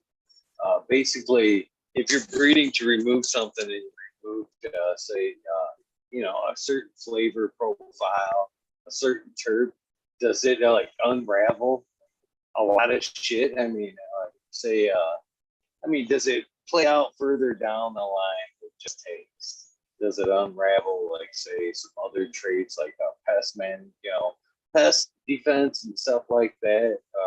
So when you're taking stuff out of the strain, how much does it directly, you know, correlate the whole plant? So that's a trippy one. I mean, that's when you start to get way more into real like advanced breeding, and it's a little bit harder to figure out. So it depends. Like there's certain things that you'll discover go together, which in a lot of cases is cool because it makes it so you can look for it and find it. Um, I don't know. It's a trippy one. Like for example, like my grape soda skunk. I was never able, and this is where too, where you get into where you go, okay, because technically when you make a hybrid, things shuffle, and even though they're all um theoretically you should be able to find any combination you want. It just takes growing enough plants. But in practice, because growing enough plants sometimes is way beyond how many plants you yourself in real life can actually grow, then it might as well be the case that it's impossible. It's not to say that it really is impossible, because technically things they're um they're remixed independently, right? So like if you like say I had an example is I have grape soda skunk. Grape soda skunk was this thing that I had where you could grow a whole bunch of plants and you would only get this type that I call grape soda skunk out of the cross. You would only get it rarely. And when you did get it, the plants would always be smaller. You could never get a big grape soda skunk. Now, if I was able to grow, thousands of them at the time when I was first breeding it, maybe I would have discovered that you can get a big grape soda skunk. But when I was doing it, I could only get a small grape soda skunk. So in locking it down to be a true breeding strain where it's like, okay, these are all in the ballpark of what that original plant was that was really rare. So I took it from being like, it would only pop out like one in every 50 or one in every 100. And then I took it to the point where now they're all this thing. But at the same time, what I did was I made it all be smaller plants. So you could get like the same plant and have it be big, but never with the same flavor. So I could only get that flavor on the smaller plants. So like that's a case of saying, okay, small plant and this particular terpene profile seem to have some type of linkage. Now, somebody who is advanced could actually look and see if those actually are traveling on the same chromosome. Like they can like actually like analyze that shit in a lab and see it. But me, it's all trial and error. Like, can it pop up? I've never seen it pop up. So I just assume that these go together. And now I have small grape soda skunk, which was originally candelabra cross. Some of them were huge, some of them were small. And it's always been another trait that's linked with it is they've always been more leafy. I could never get the really chunky, crazy one that was the smell.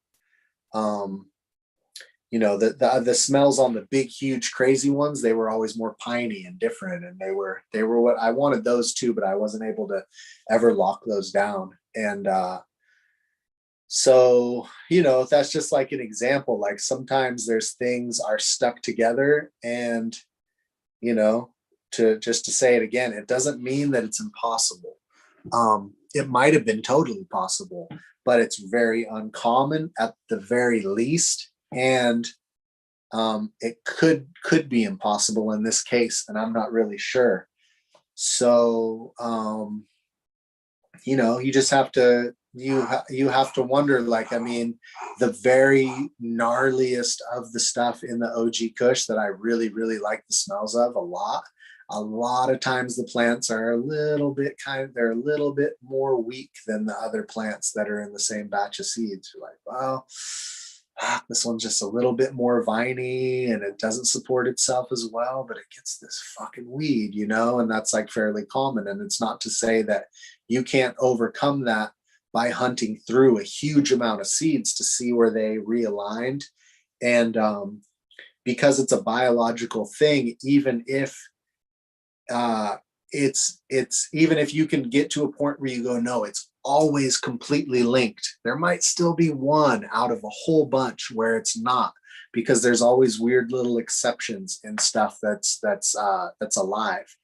But you don't really know until you mess with things, and in some cases you might find that things are so stuck together that for all practical purpose you're not gonna get them apart. It's just you're not gonna get a big grape soda skunk. In my case, it's like grape soda skunk's fucking small, you know. But maybe I could have done better, but I didn't, because it was so uncommon that I never got to see it myself after looking through quite a few plants. So you know, that's not really like a clear cut answer, but I don't think it's a really clear cut subject. I think it comes down to really like you know, you got to grow them and see if you can find the combination you're looking for. And sometimes you won't find it, and sometimes you will find it, and sometimes things are very closely linked, and sometimes maybe you think they're linked but you need to grow more plants, and sometimes you grow a whole bunch more plants and it's like, fuck, they are linked.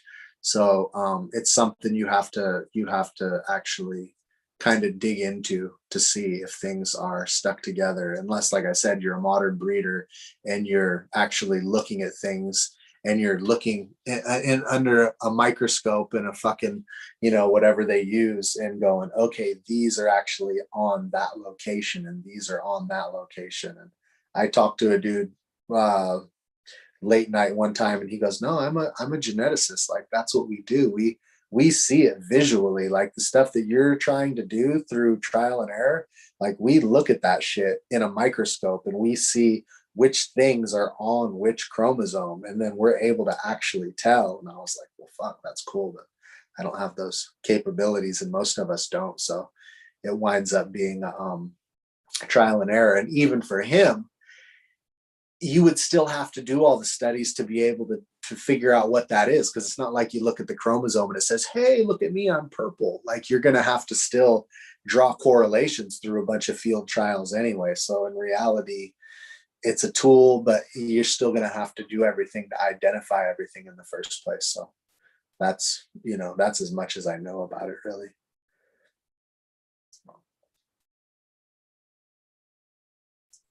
So breeding, indoor, outdoor, which do you prefer? Which do you breed? Do you breed indoor or do you breed outdoor? I mean, I've done different ways. I mean, I've bred like in a basically an indoor, like in like a winter greenhouse with grow lights, but still with the light supplementing, which is basically, it's an indoor, you're in an indoor environment, you know. And that's cool, that works good. And then, I mean, I like to breed outdoor, but I tend to do pollinations indoor. So I'll actually take things and shuffle them into rooms with males to do the pollinations.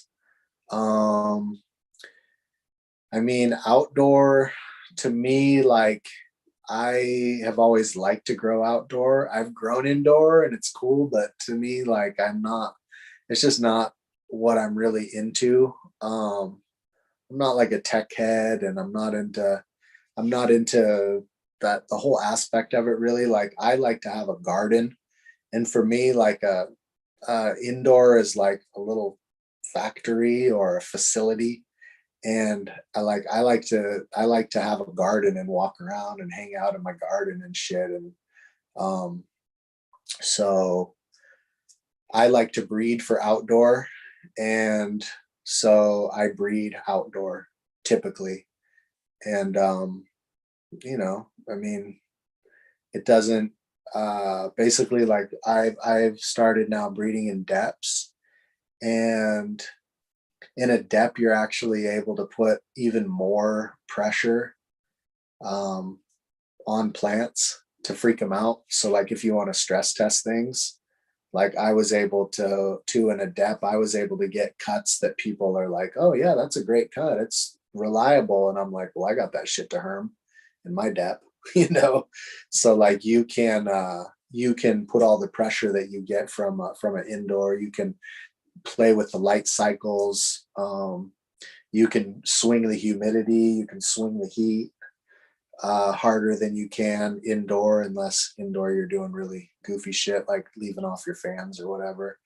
But so I think as far as what I've seen through doing deps, I think deps are probably really the best way to breed in a sense, because it's the most challenging environment. And I think it's probably kind of the future of a lot of production, even though, you know, great indoor flower is great. It's just not depending on where you're at. I mean, like the power bill here is fucking terrible. Like my power bill is high here just for my lights and shit, and I for not even growing weed. Um, you know, and I have like, you know, moms and clones and stuff sometimes, but for the most part, I don't have that. And it's still, you know, your power bill's still high, and people in Washington and Oregon and shit have better power bills and more practical there, plus harder to grow outdoor. And a lot of places it's, you know, you got to grow indoor. So I try to make sure that my seeds are um, growable indoor, because indoor is hard. You know, outdoor is really forgiving. You can grow stuff that's really unstable outdoor and it does just fine. You put it in an indoor and some stuff will want to freak out. And then you put stuff in a dep that does good indoor, and then it's even more stressful. So um, you know, I've started doing stuff in deps just to freak them out, and, you know, pull the tarp a fucking hour early and then an hour late, and, you know, leave a couple pinholes in it if they show up, and um, you know, pull them in the afternoon so it gets way too hot and way too humid, and a lot of stuff gets revealed. You know, you're like, okay, that's this one's no good, that one's no good, and then you see, oh, these ones over here are really good. So it's a good process. I think dep is good, and, you know, it's low it's low cost, it's low impact and everything. But you know, I mean, ideally I think um like as a breeder, like if you're breeding your own seeds, I would recommend breeding them however you plan to grow them. It's like if you're an indoor grower, breed them indoor. If you're an outdoor grower, breed them outdoor. Because if you're breeding them indoor and you're taking them and growing them outdoor, you don't really know what they're going to do in the fall conditions when the weather hits. If you're breeding them outdoor and you're not testing them indoor, then you're not going to know what they do in indoor. But I breed stuff outdoor and in depths, and then I give it to people to grow inside and see what it does, you know. And sometimes stuff doesn't work, and if it doesn't work, then um, you know, you still got something good for outdoor, but you have to tell people like, hey, this is not going to work for indoor, but it might really excel outdoor over some other stuff. So um, you know, you want to focus on where you're at. Ideally, like if you're an outdoor grower, you're much better off breeding your own seeds. Like if you get your hands on some of my seeds, like make your own seeds from my seeds where you live, because you're going to have one plant that does better where you're at, and there's no way for anybody to mimic that. I can't breed weed for your garden at my garden and have it be as accurate as if you breed something for your garden at your garden, you know. So you want to, as much as you can, you want to focus on like what you're actually going to use it for, you know. So like breed it in the environment you're going to grow it in. Shout out to you guys that are breeding for the betterment of the rest of us. Rest of us that just grow flower, you know what I mean? You know, it takes some space and some dedication to just breed for the seed, keep the rest of us going. So shout out to you. So with that being said, I kind of see things, uh, the outdoor being more production and breeding taking more and more indoors. Uh, do you think that like a steady indoor breeding program could hinder uh, the evolution of cannabis, or does it take both indoor, outdoor, kind of keep it pushing it going. I mean, I think like I said, like if if it's going for one thing, it's good to have it bred in that environment. I think it would be crazy, and I think it's already been crazy, and kind of a bummer that that the focus went completely on, okay, this has got to do good indoor, because what happens with indoor is you have to make sure that it's gonna basically pay for itself. So like there's a lot of things that aren't that practical to produce indoor that somebody growing outdoor, that doesn't really fucking matter, especially at this point. Like when you in a lot of places are allowed to grow it, somebody can just go, okay, we're just going to go ahead and take this little section over here and we're going to grow this thing. And it might have, people specifically focusing only on things that can perform indoor and pay the bills could have got rid of the cure for nerve pain or the cure for whatever it is. And we won't ever fucking know that because the shit's already gone, because people got rid of it because they put it inside and they went, well, we didn't get, our quota per light, so it's got to go. Whereas somebody outside could have maybe had just a few of those plants off to the side, and they're not paying anything for it because it doesn't cost anything to grow weed outside. You can stick it right in the dirt, give it some water, and you'll wind up with that, which could be the cure for what your problem is, So I think like there's a trippy thing that happens with breeding where people want there to be one answer for everything. Like, okay, it's got to be like this, and this over here is bad and that over there is good. Like, okay, get rid of everything that's hard to trim, get rid of everything that takes too long to flower, get rid of everything that has whatever kind of issues you might think are issues. And then when you're all done with that whole program, you have all the stuff that's really practical, but you don't know what you lost in the process, because like you say there's known unknowns, and then there's like unknown unknowns. So like there's things that you don't know, right? But when you're like breeding for something and you lose things along the way, those are unknown unknowns. You don't know that you wanted to have something that would resist the pest you've never seen. And you don't know that that you're trying to find the cure for a disease you don't know exists. So there's a whole aspect of stuff that needs to be just for the sake of preservation.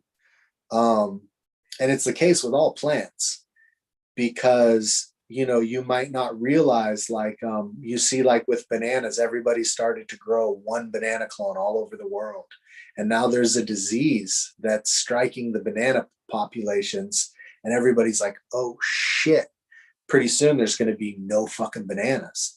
And it's because they didn't know that they were going to get this disease. It's an unknown unknown, right? So when you get rid of everything that you can see, you don't realize that you're getting rid of a lot of things that you can't see. So like for me, I'm like, okay, you want to keep as much of everything intact as possible, and then go, okay, this is being kept intact just for the sake of being kept intact. It doesn't mean it's practical. We might not be able to do shit with this. There might not be anything in there that's any good, but we know it exists. So somebody make some of that shit and put it in the fridge and bust it out and make some more every once in a while. And then over here, these other guys can do a thing where they're going, okay, we're looking to have the highest THC. And somebody else is going, I'm looking for the most of this one terpene. And somebody else is going, dude, I just want structure. I don't even care about that other shit. I just want structure. And when everybody is working at different directions to different ends, then you get a lot of progress, and you keep things alive. But what's happened is, for a long time, everybody was like, we just want big fat buds with a whole bunch of resin, and we want it to finish fast. And then it was like, yeah, a lot of that weed, like nobody really wants to smoke it, bro. Like it's not really that good. It's kind of shitty bud. But like the people who are just growing to produce a whole shitload of weed, you can't tell them that because they're like, what do you mean? Like I just killed it. Like I got all this bud and look at it. It's hella frosty. And you're like, yeah, but that frost, it doesn't have the right shit in it. That's not good smoke. And they're like, I don't know. I still sold it. And now we're getting to the point where everything's a little more evolved and people understand you got to have quantity and quality. And everything's been led in these directions and you lose this valuable stuff. And so I just think like everything needs to be looked at as realizing that there's a lot of different value to a lot of different things. And sometimes we don't even know what those things are. So as much as people can, if like you have something and people are like, yeah, you know, whatever, it's not that good, but you know, it's unique. It'd be different if you like, okay, you got a new cookies hybrid and it's not that good. Well, fuck it. There's so many of them. We know it's pretty preserved. We kind of know that this whole gene pool is around right now. But if somebody has something and you're like, dude, I got this old one, I don't know, it's been around for a long time. It's like, it doesn't really, you know, it doesn't really have the high, but it's a cool plant and, you know, it tastes pretty good. That's how people wound up with like the CBD rich weed that is like a huge thing right now. For a long time, CBD was a thing. Like when I learned about breeding, it was like, if a plant is high CBD, get rid of that because that's not THC and we want high THC. If you read about breeding shit in the 80s and the 90s, it's like find whatever is high THC and that is good weed. The shit with the CBD, that's bad weed. And then at a certain point, people were like, holy shit, CBD is really good. Who has things with CBD? And for a minute, everybody was like, dude, like there's nothing. There's like 3 things with CBD. And now people have realized that there's CBD in a lot of things, but it's because people kept them around. And so like that's one of those things where it's like, well, you didn't know and here it is. So you know, do everything. Everybody do everything and then you know, try to you know, like if you're into something just because it ain't the thing, it's still cool, you know, keep that shit.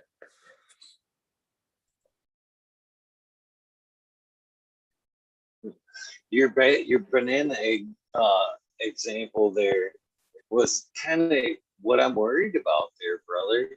Between the hybrids and the indoor breeding, I'm afraid that it's kind of setting us up for the unknown. No, we're kind of, you know, handicapping her up to where, you know, if an unknown element, say an exterior predator, hits the garden, that could just be devastating. Because you know when you're breeding, it's you know you're selecting for phenols, which is only expressed from your environment, correct? So I mean, if you're only hunting from your environment, your indoor environment, couldn't it get weaker and weaker down the line because you're babying it throughout each step? That's what I'm kind of getting to. I mean, in my opinion only, I kind of see the perfect breeding program. And again, I'm no breeder. I'm talking to the master himself. I can't believe I'm sitting here telling you now what I would think, you know, the perfect breeding program would be. But I would think it would start outdoors.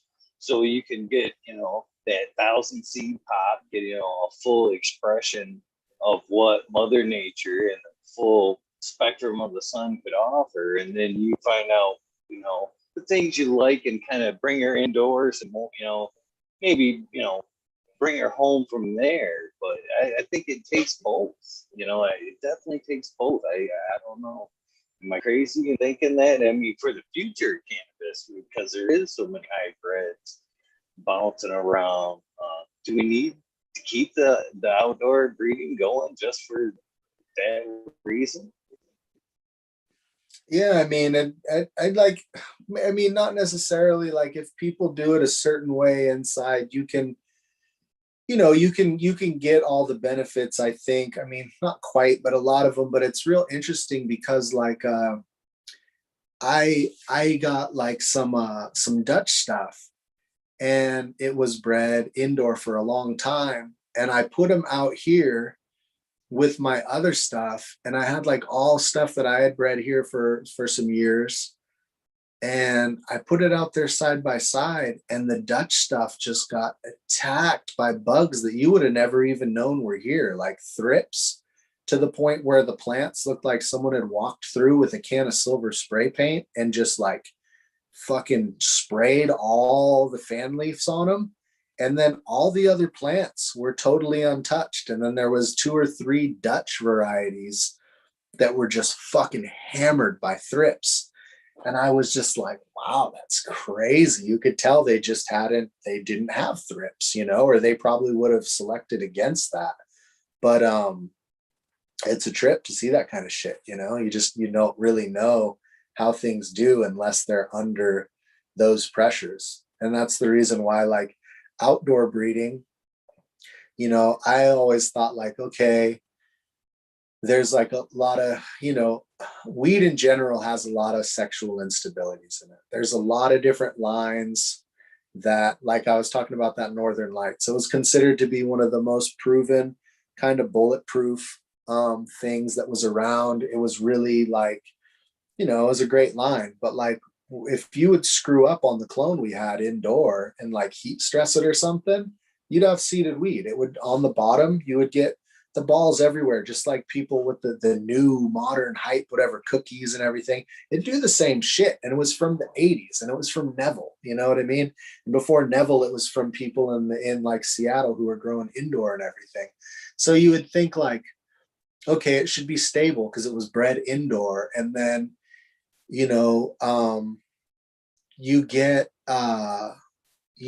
I get stuff like I bred grape soda skunk was never grown indoor. Like it was grown, I'm like outdoor bred for, like 8-9 generations outdoor.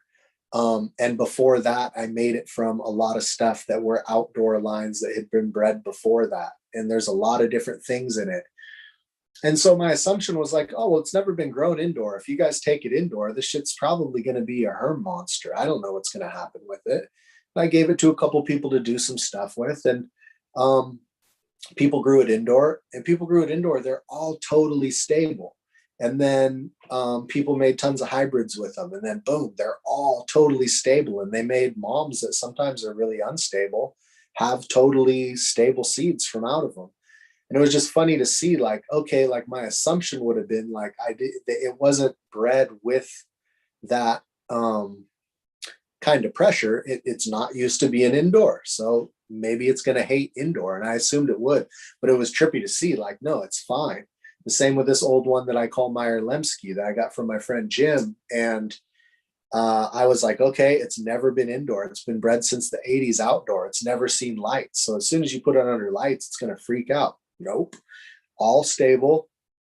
Every hybrid you make with it, fully stable. Whereas the things that are unstable that everybody knows about, like cookies and diesel and cherry pie and OG Kush and all they're all been indoor for a long time. And they were seemingly, they were from things that were also bred indoor. So it's just really weird. You don't really know, like, it's hard to make sense of that, like the Northern Lights was bred indoor. It was an indoor strain. I got it, grew it indoor. It was great.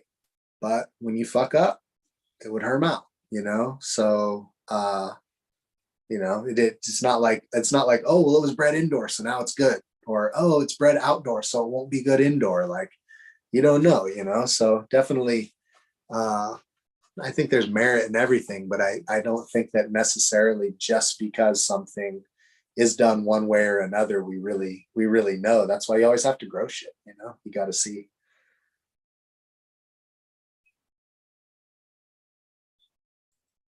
So how many different expressions have you seen, and which is the hardest to come across? Just in general, I mean,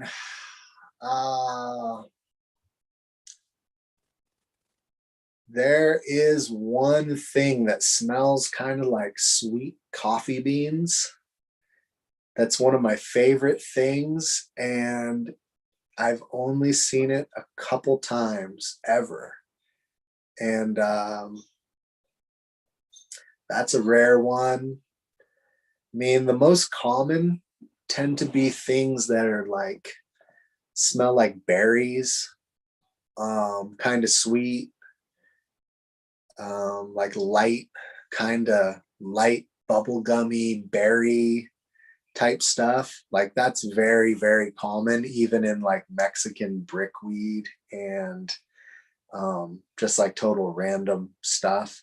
And then the ones that smell like terpinolene, but not real crazy and heavy, just kind of like washed out terpinolene, Amsterdam haze kind of smell. Those are like the real common ones. And then out of like everything I've ever seen, I've never even been able to get one that really did that. But this girl, when I was in high school, used to get this weed, and it smelled like straight up like flowers. Like you couldn't believe it was the weed. You were convinced it was her lotion or something, but it wasn't. It was the weed.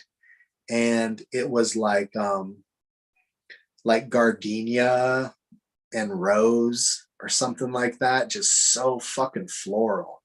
And I've never seen that pop out of anything I've ever grown.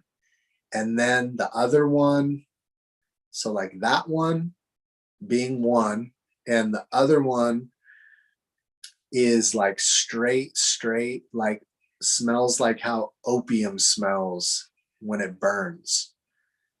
And those are the two that I can think of that I've seen in weed form that I've never had pop out of a plant that I grew. And most other things, I'm like at least a hint of the other things I've been able to get something that smelled like it. But those two things right there are ones that I've seen as weed, and I've held the weed in my hand and smoked it and seen it and known somebody who had it repeatedly. And I just I've never been able to figure out what it was, where it came from, or ever had it pop out in anything. The opium and the really, really deep, sweet floral. Those that I could think of. Those are like the ones that I'm like, oh fuck, I just wish I could find those.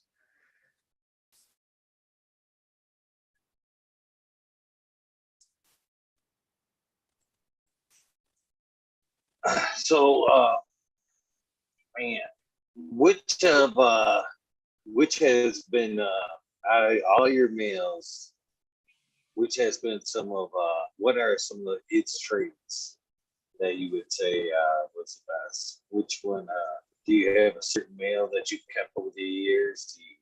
And what was he like if that you do keep him like that, or do you bring in new ones all the time? I typically bring in new ones. I'm trying to start keeping all the males out of populations as clones, at least temporarily, so that I can reverse them and see what their resin really smells like.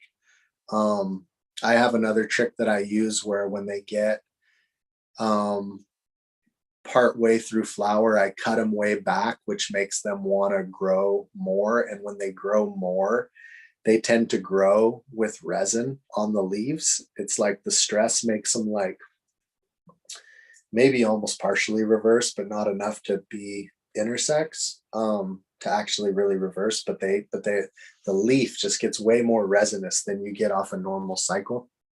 But the only male that I ever kept as a clone that I made a lot of different crosses with was what I call Lime Pop. And it was from the Lime One crossed with her brother. And I grew out, I think like 45 plants, 43 plants, something like that. And there was just one male that smelled way more citrusy, like a lime popsicle on the stem rub. And I kept him around for a while, and I budded him to the point where it just like let a clone bud and bud and bud until it died, and it would get resin. And the resin itself actually was almost a little bit more orangey, but not like tangy, more like how lime smells. But I don't know, it's just a trippy, unique kind of thing. But I crossed him with my cherry clone and a whole bunch of other stuff. And that was a cool plant. He was a little bit more rangy than most of the limes, a little more narrow leafed, but had the smell really coming from like the older lime stuff. So kind of a throwback into the real citrus heavy stuff. And just a really nice, a lot of really nice terps out of that. That's what I made. Lime Pop Kush was with him, Cherry Lime Pop, 87 Lime Pop. All those are like whatever is not Lime Pop in the name is like whatever the mom was. So like Lime Pop Kush was OG Kush cross Lime Pop. Cherry Lime Pop was Cherry Pie Bag Seed cross Lime Pop. And yeah, those ones all came out pretty cool. A lot of cool stuff came out of that. And then he just got lost accidentally being in a greenhouse in the winter, and the heater died in there the same night that it got really unusually cold. So it was just like the bad luck of two things lining up. Didn't really need the heater, but needed the heater that night, and that night the heater died. So I lost that one probably 2016, maybe 2015, right in there. And I had him from 2012, and it just kind of bred him with a whole bunch of different stuff. So he was a super cool male. And that's the only male that I've really cloned that I did a lot of stuff with. But what I typically do is any male I keep, I cross it with his sisters, and then I put other stuff in there too to make some outcrosses. And that's usually what I do. But right now I have like a Gelato 33 cherry limeade male from last year that made some cool stuff. And I have a Ghost OG cross Lime Pop male that I cloned because I didn't have many of those seeds left. And I have some Lime 1 cross Grape Soda Skunk males. I have 3 of those from the F2 that were like the nicest, skunkiest ones. And any other males cloned? I think those are the only cloned males I have right now. And I kept those because I made seeds with them. And I want to see, they're all getting grown out. And if anything's really killer, then I can recreate it, which is cool. Because then instead of being like, yeah, there's only a couple of these seeds, I could actually put out a bunch if I want. So I'm trying to, keep males around to recreate the same seeds. Because when things work, people really want those ones. They're like, yeah, no, I want that one. And you're like, well, I have these new ones, people, I don't know that one. And then by the time they know that one and they want it, they're all gone. So it'd be super cool if I could just recreate stuff. And that was the goal with the Lime Pop till I lost it. I was just trying to find a few cool crosses that I could put out with him that I could just put out forever. But, shit happens. So.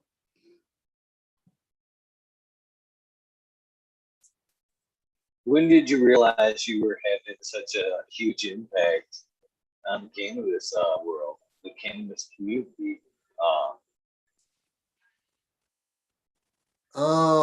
I mean, it's a weird thing because I think like in little circles of people who grow stuff, I think like everybody kind of has the stuff that they have faith in. So like there's like a group of people who really like to grow my stuff. But like, I don't know. I mean, as far as like a real like impact on like cannabis in general, I think there's like a vein of people in the whole bigger group of weed growers who got their hands on my stuff and like it. And so I think like people who like my stuff really like my stuff, but I don't really know the extent of the influence on everything. Just in comparison, there's just some there's some breeders who their things are like so everywhere. Like I use stuff from certain people that I'm like, I know everybody's used this shit. I know everybody's bred cookies, gelato. Like there's some of those ones that are really out there. But I mean, like the first time I really realized that my stuff was really getting out there and that people were liking it, I think probably like with Black Lime Reserve, it's one of those ones where it's like I could probably think of, if I sat and really tried to figure it out, there's probably like 20 breeders that I could think of that made something with it. And so I'd say that's probably like the biggest, that's the one that's out there the most, that kind of made its way into most people's stuff. And that was like being online and seeing, people tagging me and going, oh, I made this with this, and somebody else going, oh, I made this with this. And that's like how I found out, I think, that people were into stuff, was just, getting tagged and stuff. But it's funny because like on Instagram, like I follow anybody who like tags me in their growing something that I made. Like I want to see it. I want to see like how they grew it out. I want to make sure like they didn't have problems. I want to make sure like, like I get as big of a picture of everything as I can with seeing it. And so like, it's funny because it's like a bubble. So I can look and I'll be like, oh, there's, like all these people on my feed are all growing my stuff. It's like, yeah, dummy, that's your feed. Those are the people who I'm following them because they are growing my stuff. So of course my feed is full of people growing my stuff, but I think like, as far as like on a general explore feed for most people's stuff, most people are seeing like those real classics still, and the stuff that's really taken over, which for the most case, people, it's not even really bred. The biggest things, basically, if you have a list, I think of probably the biggest things ever, and right now, I think none of them are really bred. You know what I mean? Like OG Kush, Sour Diesel, Chem Dog, cookies, gelato, Skittles, runts. Like, like if you keep going, there might only be like a couple more. But it's funny because if you like look at the stories of all of them, everything that's really the most huge, it's like the people who had it, who are like the breeders. If you really ask them, they're like, we didn't breed it. Well, no, like you ask Chem Dog, dude, where's Chem?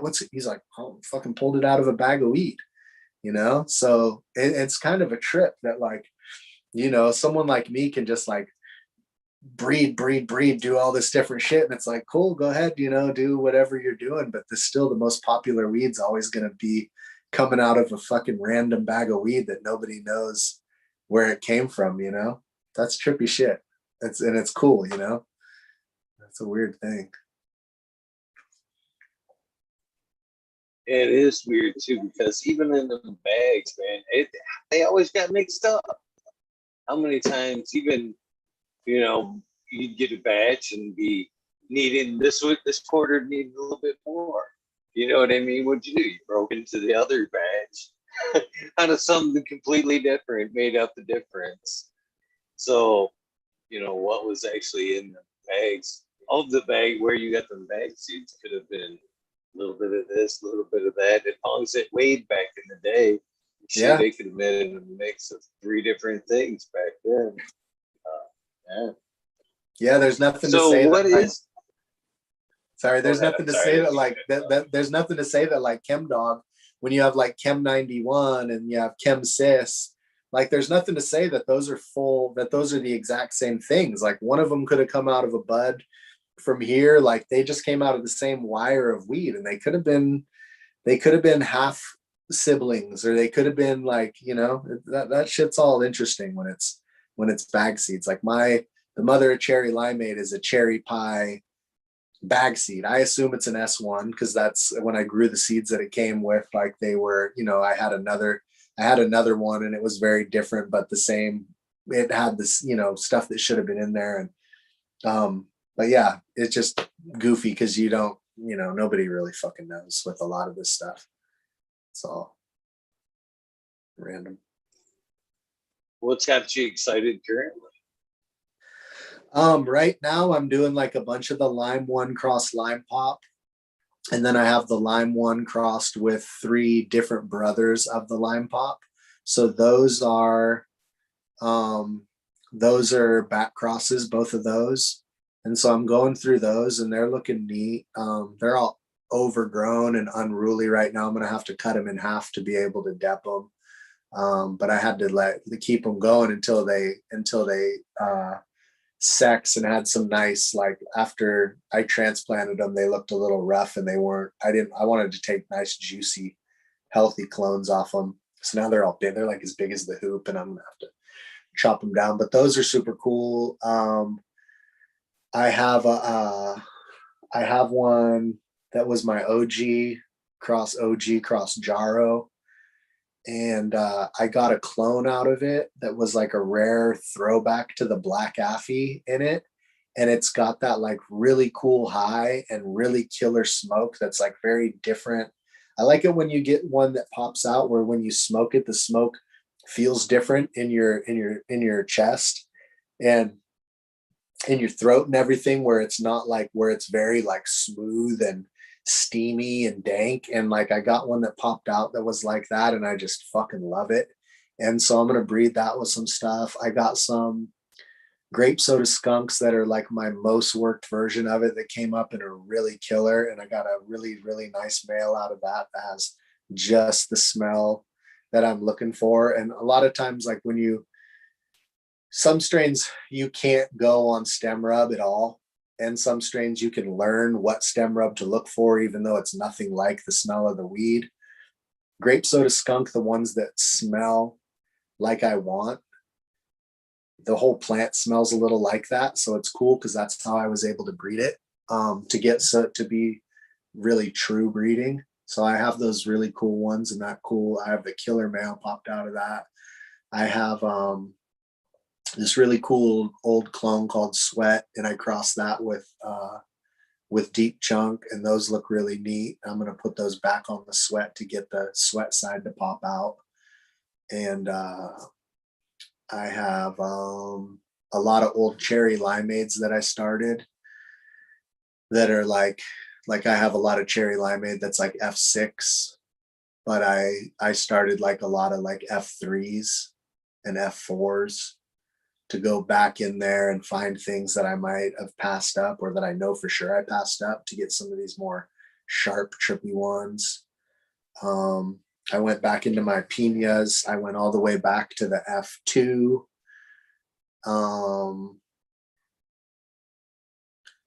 And I got some of those to come up. I didn't know if they'd still sprout, but I got some of those to come up. And I have PK cross lime pop. And I have these really cool ones that are headband cross sour dub cross pre-Soviet Afghani, from a friend of mine who I didn't know that well, but was always really cool. And he passed away recently. And my other buddy had given him the male side of that. And so I'm going to check those out. Those look really neat. Big, long fingers. Headband sour dub PSA. Yeah. And then I have some Chem 91 S1s that look killer. One of those, the plant just smells like straight nasty diesel. Like the plant smells like a bag of sour diesel. It's fucking cool. And then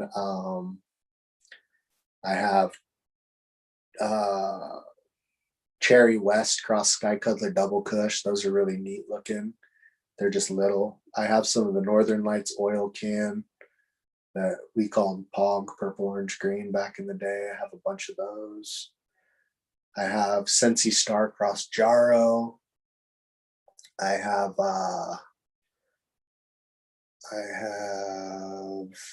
these animal cookies cross cherry west cross sour strawberry, and I've bred those now. I have F4s of those going, and in the generation before there were still a lot of the weird OGKB mutant looking plants, and now these don't have that anymore. And I bred like the tallest male to the tallest female, and they don't have any of that weirdness to them. So those might actually be really cool because it's like a big fast growing cookies plant with even a little more resin. And then I think that's most of what I have. And then of course, then I have a bunch of clones though too. I have a clone that I'm super excited about. That's a 95 White Widow, because I got White Widow in 96 and it was the shit. And I grew Black Widow, which is supposedly the same exact thing, but it's definitely different. It's definitely different parents. I'm not saying it's a different strain, but it's definitely different parents than what this shit that I got in 96. And so I got this 95 one, and the White Widow, the ones I don't like are real typically they're really plain or they're really like kind of terpenoline dominant. And there's still cool ones of those, but they're not really what I'm looking for. And this one, I asked the guy, I was like, yeah, what's the kind of smell? I'm like, it's like an extra good Jack smell. And he was like, no. He goes, dude, it's like straight ammonia, like chemical and like gas before gas, And I was like, damn, okay, that's exactly like what I remember from 96. So I scored that. And I'm hella excited about that one. That's like my most exciting, like newer clone that I got. I popped a bunch of old black Affy seeds from my friend, and they all seemed like they were kind of bogus, and he hadn't been super sure about them. Like he was like, they're really old. They probably won't come up. I got some to come up out of a bunch, and I got one male that was more like the black Affy that I remembered. And I got that to go, and now I got that cloned up. I'm going to reverse that and make regular seeds out of that male. And then I got a bunch of other clones. I'm going to make the Sensi Star back cross with the Sensi Star cross Jaro. And then some random shit. But those are all the ones that I have going from seed. And then those last couple, the White Widow's a clone and stuff, but those are like all the ones that I have going right now. It's like, I think like about like 2,000 plants. I think like 1,400 seeds popped. And some of them, like if they're not, some of them will wind up maybe getting cold, and the males, I won't wind up cloning all the males, but I'm going to try to clone a lot of the males, keep a copy of them, and then reverse them to see what I'm really working with before I use them. Because then that, that should kind of streamline stuff, because you can't keep everything, I try to keep all the girls.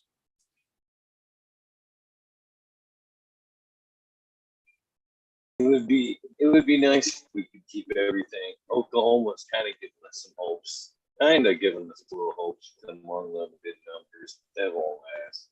That shit won't last. So what has been your most fun cannabis event throughout your years? Is there one that kind of stands out?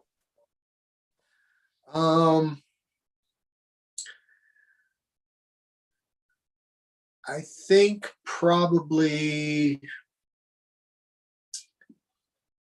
the funnest is probably like there's a little farmer's market that they used to have at Area 101. And it's just super, just a little event. Bog would go, CSI, Bamboo, and people would come from far away, like a couple of people, my buddy George, and like it's just like just a small little thing, but for me, like that was kind of the funnest, I think, because there's no there's no crowd and it's not like a big crazy thing. And I think I like that one the best, really. It's just a little cool thing. Everybody brings their stuff. It's basically a farmer's market, but people were able to sell seeds and weed there.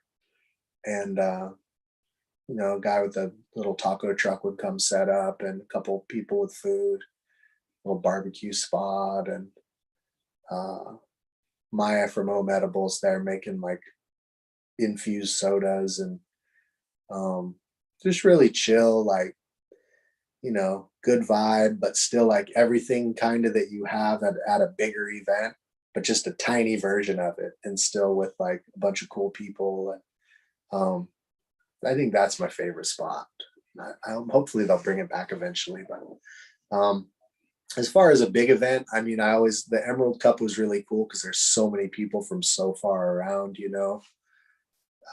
probably the most interesting one that was also real cool and fun was the Ego Clash that Brandon from Third Gen puts on.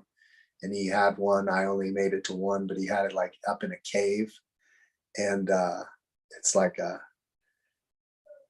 this crazy cave, like you're in a cave, like it was just some crazy shit. And that was cool too, like cool group of people there and stuff, and put on a cool event. That was super neat. But yeah, I think the little tiny one is really my favorite because it's just super mellow,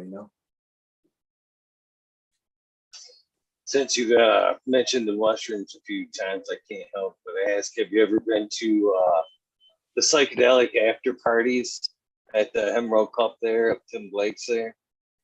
No, I never have been. I like the Emerald Cup, like I went a little bit early out a couple times, just like went in there pretty quick, and then went back to one, and that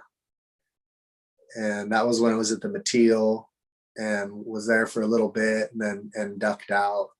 And then after that I started working at a booth there and stuff, and then I'd just be so burnt out, and I've never made it to any of the after stuff, like barely make it to dinner after those things, you know what I mean? Just like fried, standing too much, talking too much.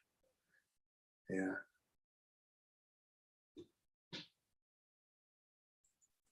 Great guy. He's invited me out to the next one this year. Hopefully I get to make it out there.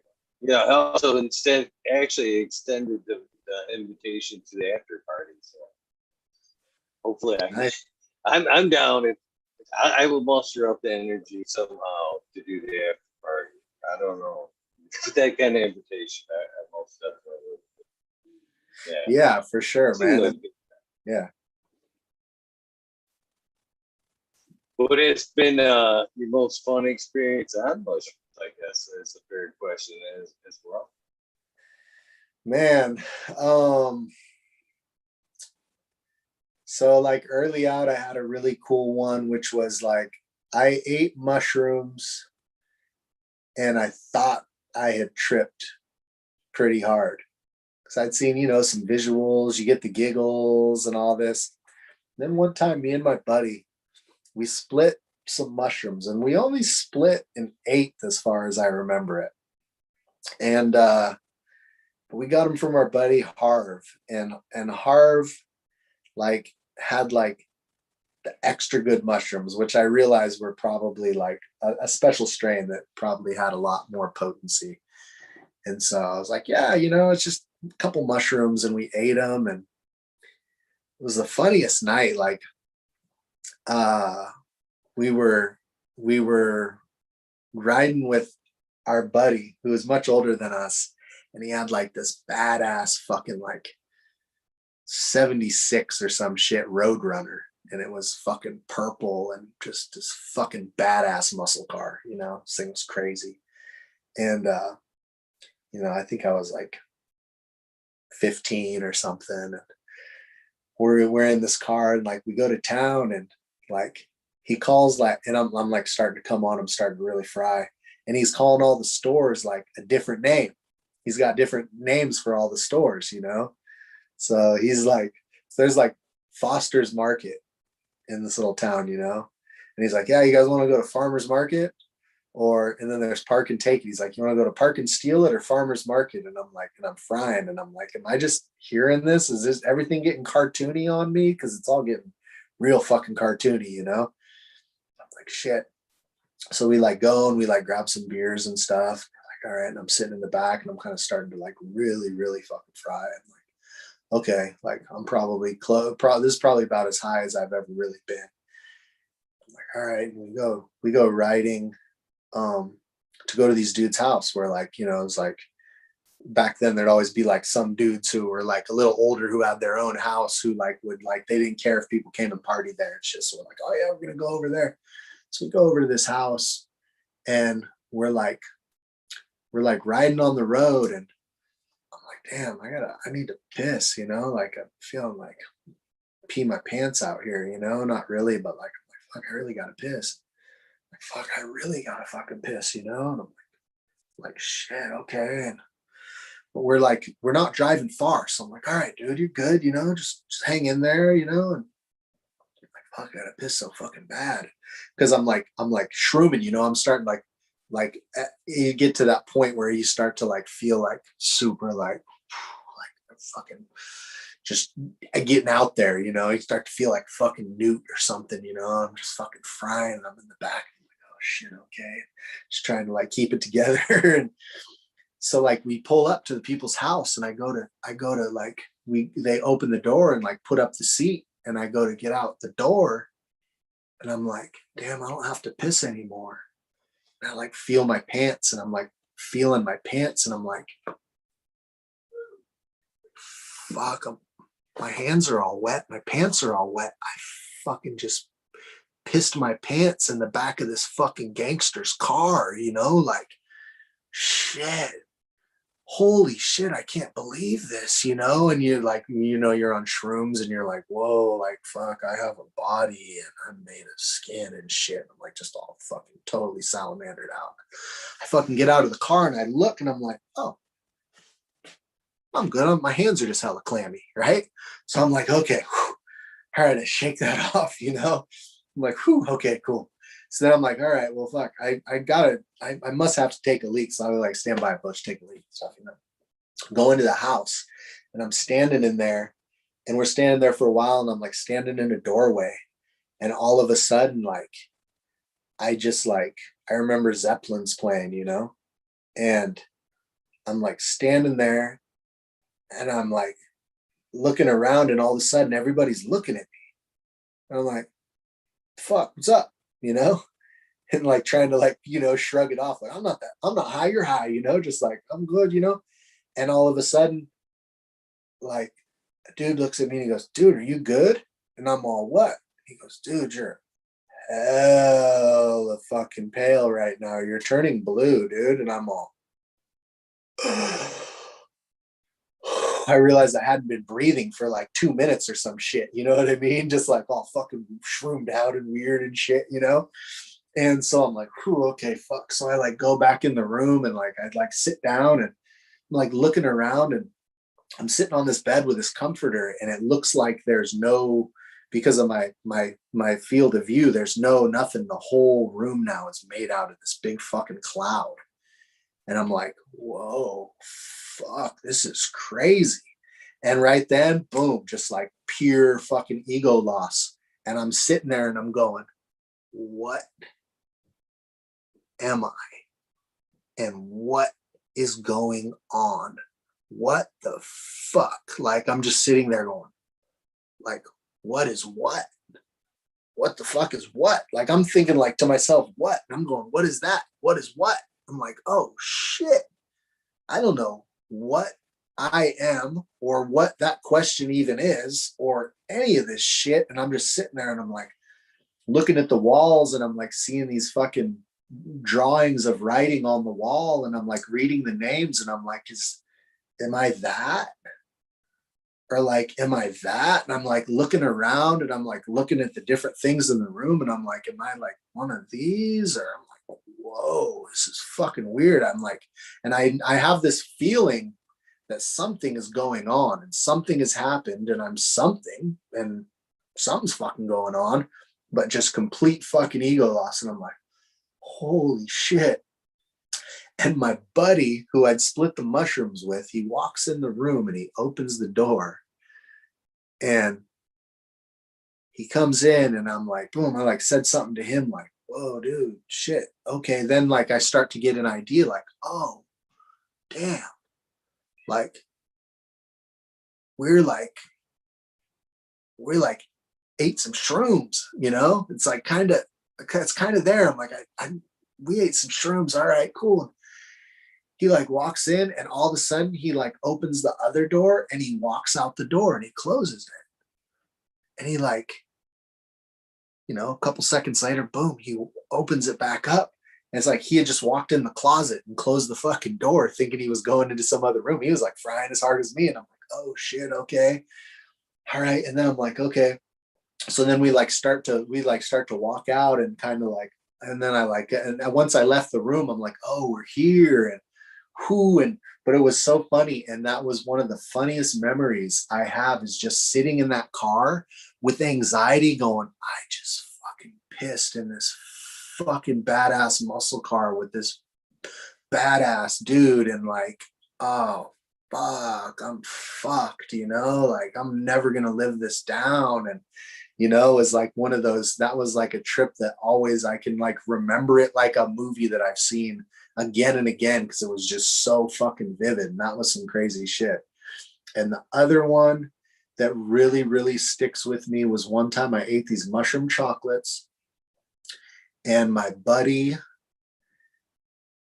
goes, oh, I got this acid that my boys had in the fridge since 1976 from fucking the Grateful Dead from like fucking tour back then.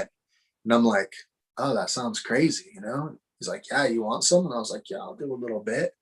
And he fucking pours like my whole palm, like full of this fucking shit with a dropper.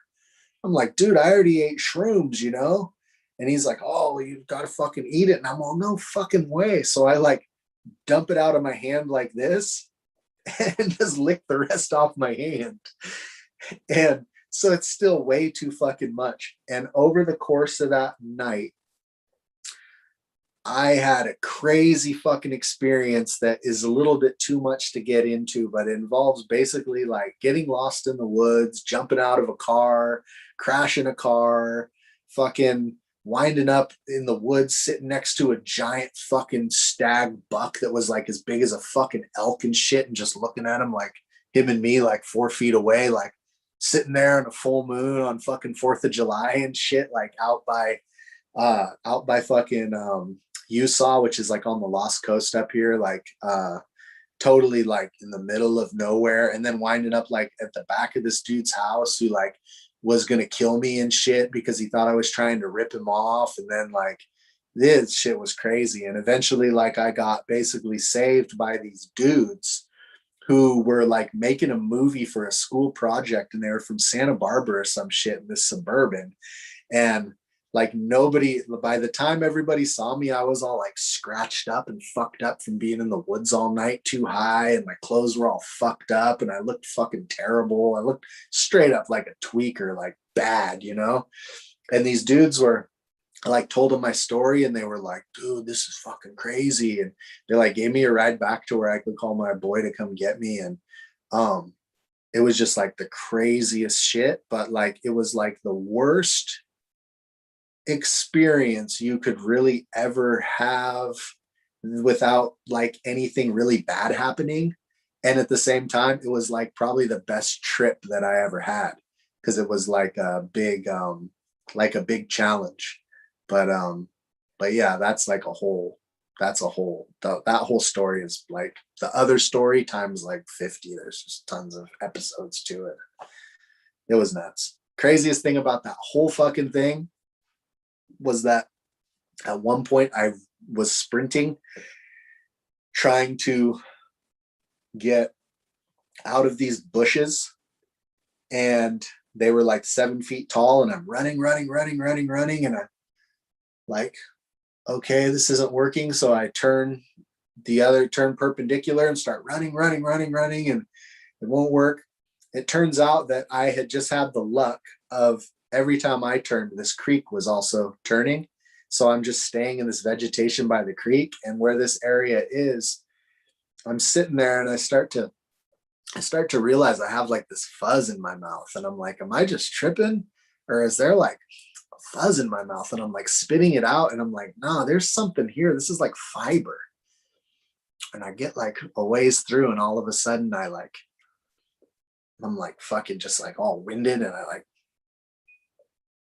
like kind of take a second to really check shit out, and I go, whoa, this is all nettle, right? It's all stinging nettle.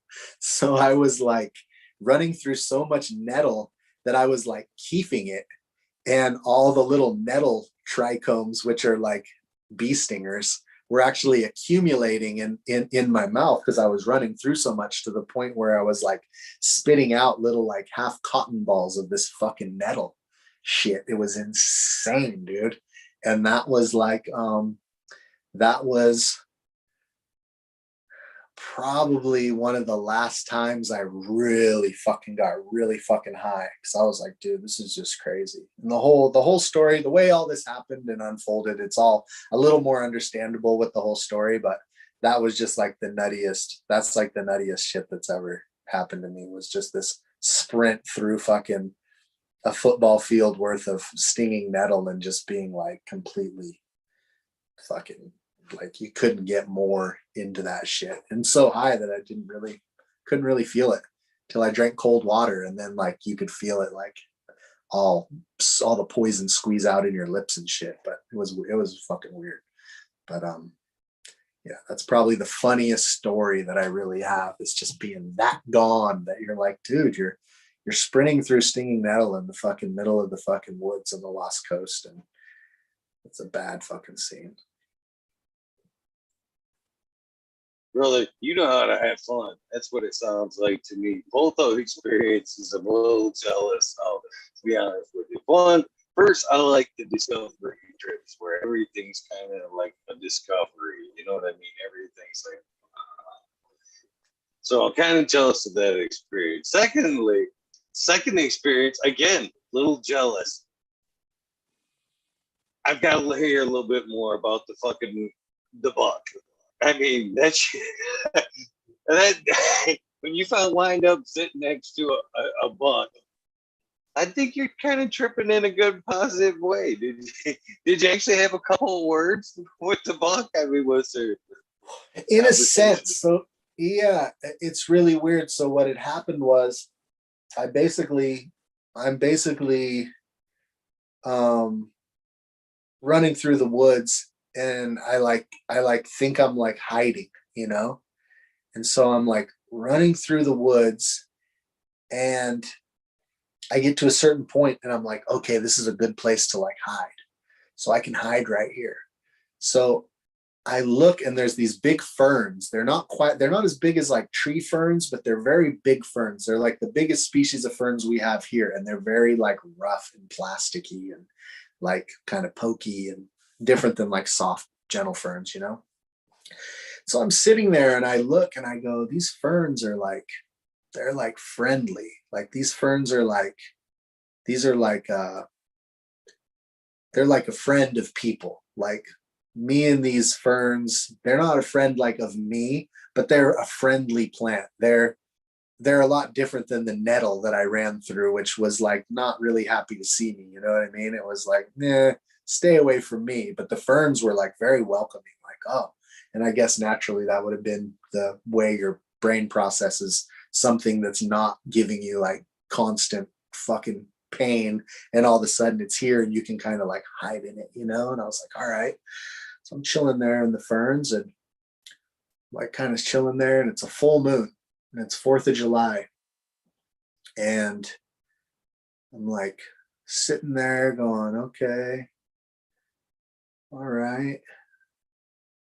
And I kind of look over, and this fucking buck is just looking right at me. And I don't know how I didn't spook him to make him run away when I first got there. It would seem like, but he was kind of doing the same shit. He's like all right, this is a good place to be right here.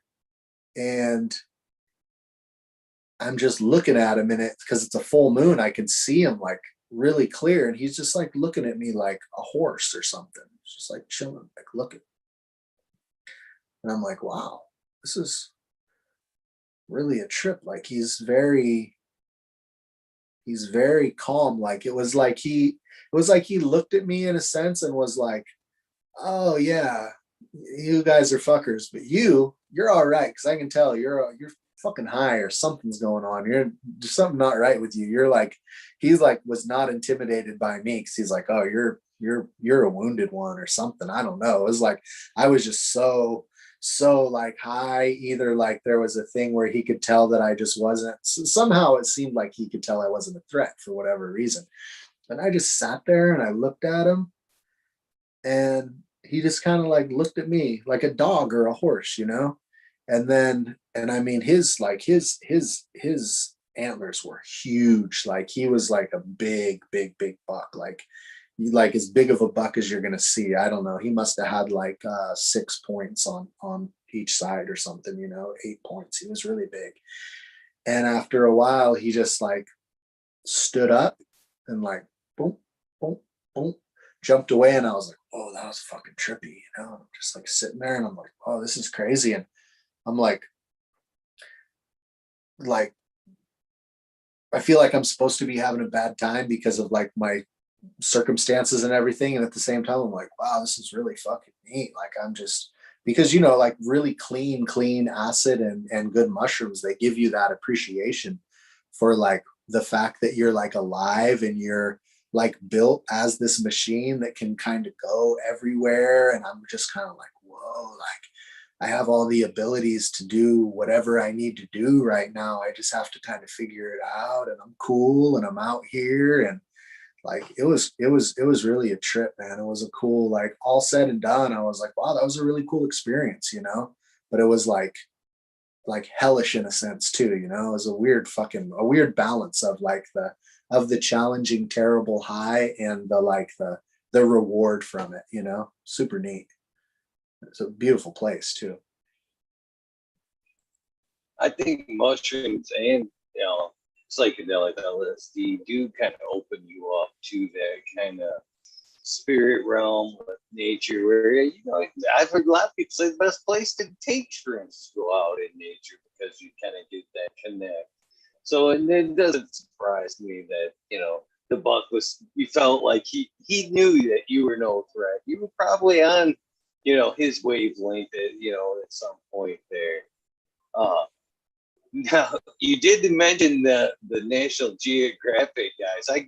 Was they in at kind of this point? I can't help but wonder as you tell the story if it wasn't like third person, you observing the buck observing you, and the National Geographic guys watching you all going on. You don't see this shit too often. Yeah, so right here. Turn the camera over there. Fuck what the beers are doing. Watch this guy.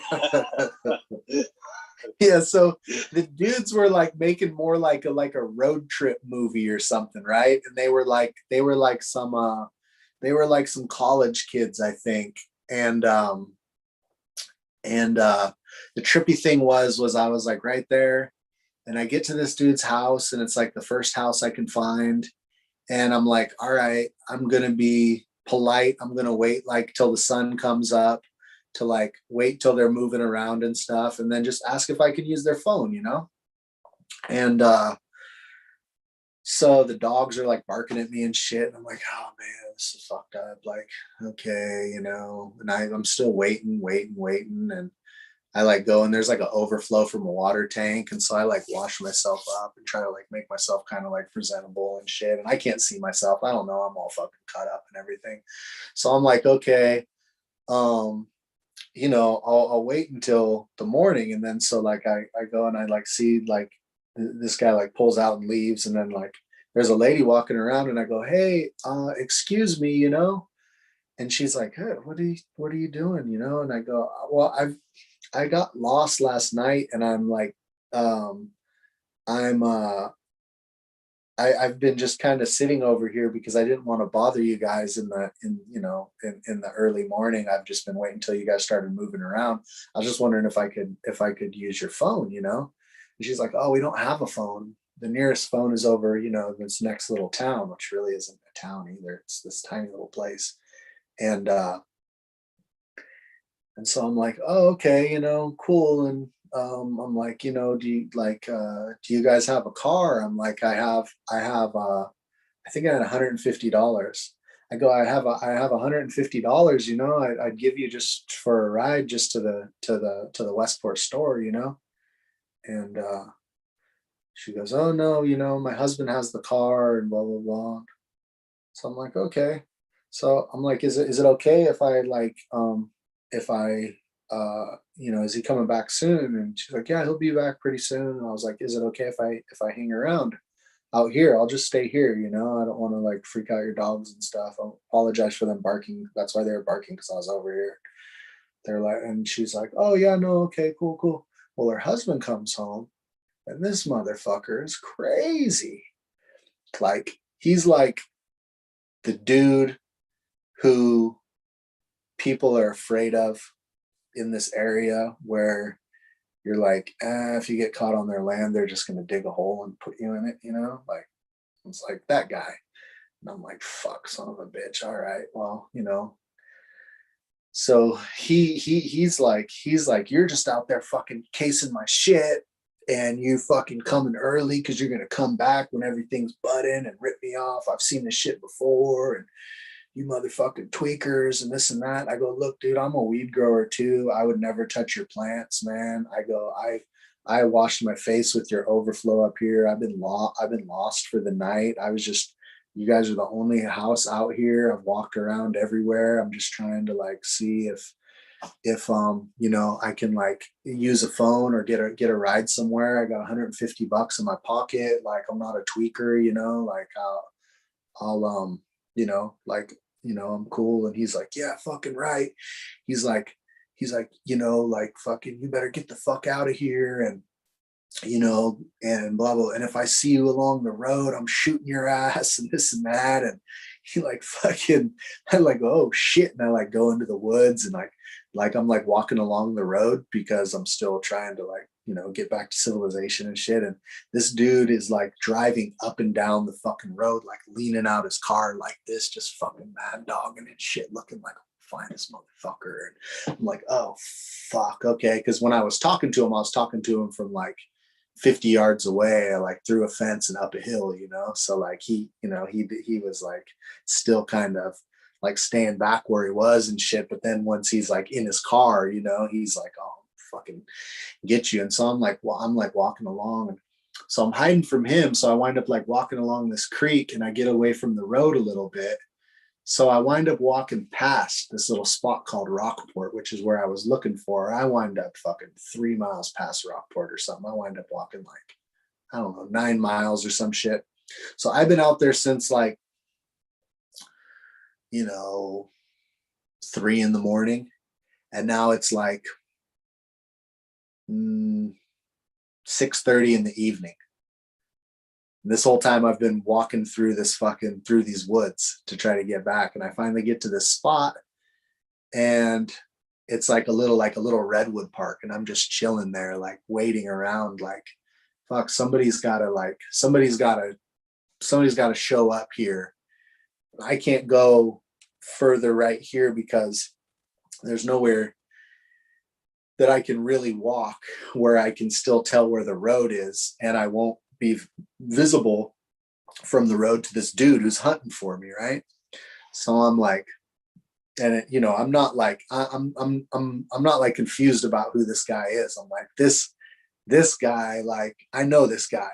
I've never met him before, but I know this dude. Like, I know this guy. So I'm like, okay, shit. So I'm like walking through and get to that spot, and I'm like, all right, well, this is the spot I'm going to make it to, so I'm just going to stay here, and eventually there'll be somebody where the Suburban was parked. So I'm like, whoever is in the Suburban, they got to be out here somewhere. So this isn't a camping place, so they got to wind up back over here. When they show up, I got $150. I'll fucking see if I can get a ride, you know? And so that was these dudes who wound up being like these college dudes who were just like total goofball white kids from Santa Barbara or some shit who were just out there with their camera doing this like road trip thing of like taking video of everywhere between, you know, Portland and Santa Barbara or San Diego or some shit. And like that, I'll tell you what, for probably like 2 years after that, I picked up every fucking hitchhiker on the road that I could find. You know what I mean? Like, and still to this day, like I had a dude come on my Instagram the other day and he's all, hey, I was at the regenerative thing and I was sitting there and you drove past me and you turned around and came back and asked if I had weed or money and shit, or if I needed a ride anywhere, good looking out. And I was like, yeah, dude, you know, like I got you, don't worry, you know? And it's that experience that did that. I was just like, fuck, dude, you're like lost and stranded. I had never really done that. I've like hitchhiked around Hawaii and shit and, you know, been like in crazy situations, but that was like one where like I got rescued essentially. And I was like, oh man. And, you know, ever since I try to be cooler to people who look like they're having a hard time, because I looked like a fucked up tweaker. Like I fucking had, I think at that point I had fucking lost my shirt. I had like these like warm up thin pants over like some board shorts and I wound up tearing the shit out of them. So I had like board shorts and flip flops and my whole body was cut up from head to toe from berry bushes and shit. Like I was like painted in blood. Like there wasn't blood on me anymore, but I was just like, my whole body was just like completely like, I just looked fucked up. I looked like I looked like you had to be on some crazy fucking drugs to do this shit. And I was, but in a different way than people would have thought, you know, by being in the fucking dark and falling off a cliff and getting stuck in the fucking brambles and having to like pull myself out and cut myself out with my pocket knife and shit and all this crazy shit, dude. And I was just like full, like I was like so full of thorns and fucking nettle and fucking swollen. And I had long hair, like longer than this, like a couple weeks before that, I think, like, you know, like down here. And I always looked like a, you know, like a cool hippie kid. And I had cut my hair short and I hadn't had short hair for fucking like the whole time. I hadn't had short hair since I was like 13. So like I cut my hair short and then I'm all fucked up. And it was just like, I had like there was nothing to make me look like a friendly person. I just looked like a fucking crazy, fucking strung out motherfucker in the woods, you know? Shit's crazy. But so like still now, you know, even if people look like they're questionable, I'm like, I don't know why the fuck they're questionable. You know, they could be having a rough patch, you know. It changes your perspective to have some shit like that. That was funny. Funny shit.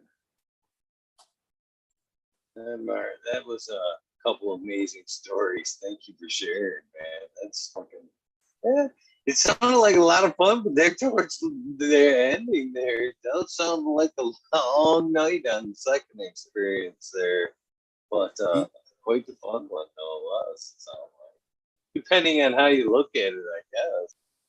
It was a very positive experience overall. You know, it was a growth experience, and you know, it is what it is. But you can look at it different ways, and it could have been like a very, you know, it could be like something that like was, you know, freaked me out and shit. But it was, to me, it was just like, wow, this is kind of cool. Like I always wondered what would happen if I was like kind of stranded or lost, or and it the reality was it wasn't very major because it was, you know, like I was still you know, it's just there was these weird little challenges. It was like, oh, this ain't that hard, but now there's a dude trying to kill you.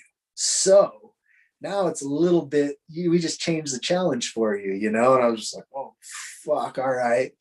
Jeez. And not to mention, you know, so high, there's like an extra level of paranoia there. And like the whole thing was super trippy, you know, like, yeah, no, there was all kinds of levels to it. Shit. And, all said and done, it was cool. But you asked me that story. I tell these stories because I do a lot of like podcasts, a lot of content. I touch on a little bit of stuff, but that's a story I don't think anybody really knows beyond maybe like a little mention or something.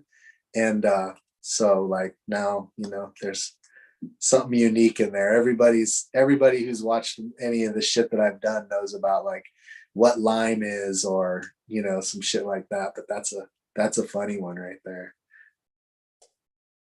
There was a lot of I've never heard this one in chat.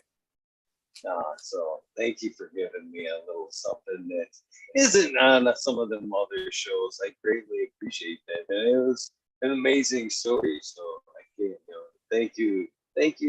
I appreciate that, man. I have a lot of fun times. I've had a lot of fun on psychedelics as well. And like sometimes we talk. Well, this show has multi-facets, so I'm just kind of cutting to the chase, I guess, a little bit here. A lot of nights there's this part of the show here, and then there's like the wormhole, which is kind of like a panel show open up to past guests, anybody that wants to pop in. And some nights we have some good we've had some good times on air on air. With some conversations of, you know, conspiracy, of, you know, just taking some mushrooms. We've had some really good mushroom episodes. I've had Tanazi's Gardens, which you probably know from YouTube and stuff. But man, yeah, it's different being on psychedelics on camera. To be honest with you, sometimes I forget. Sometimes it freaks me out a little bit, but more than welcome to, you know, at any point to jump in on any of these wormholes in the future. I'd like to discuss any of these things. You're more than welcome to hang out in any wormhole. Same invitation, same invitation. So if you ever subscribe to the channel and see conversation that you'd like to indulge in, and which pertains to psychedelics or breeding or such, you most certainly have an open invitation. So please note that. Cool, man. So I have to ask you this, as somebody that puts quality work into breeding and growing as well. What do you say to the people that grow out your strains and try to manipulate them into something that they're not? You know what I mean?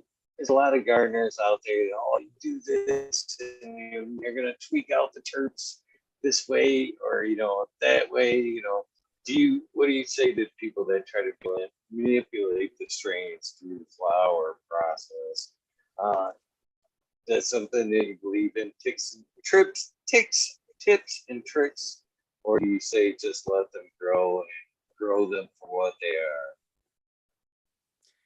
I mean, my thing is I just kind of try to like not fuck everything up, you know, like let them be themselves by giving them what I know will help them without hurting them, you know, like that's my style of doing stuff. But there's some people who play with using different light and different light intensity, and you know, like real specific like dry back on the roots and all that stuff. If people really know what they're doing, it can be really cool.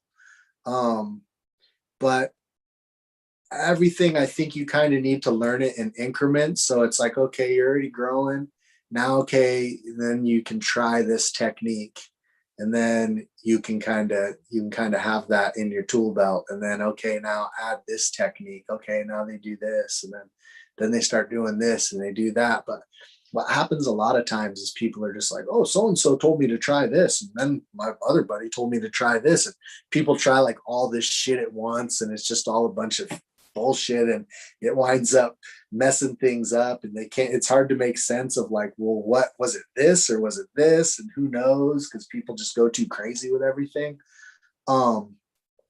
But I think it really comes down to, yeah, if you're like proficient at doing things, like, then cool, you know, do them.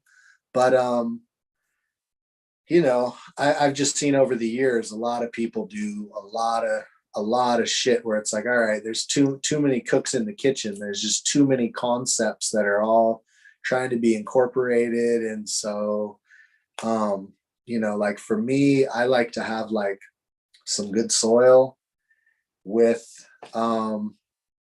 good food in it, and try to nail the watering cycle so that the plants stay really happy, and then try to cut it at the right time and try to dry it right. And for me, like I've never seen any weed that like goes above and beyond that quality wise.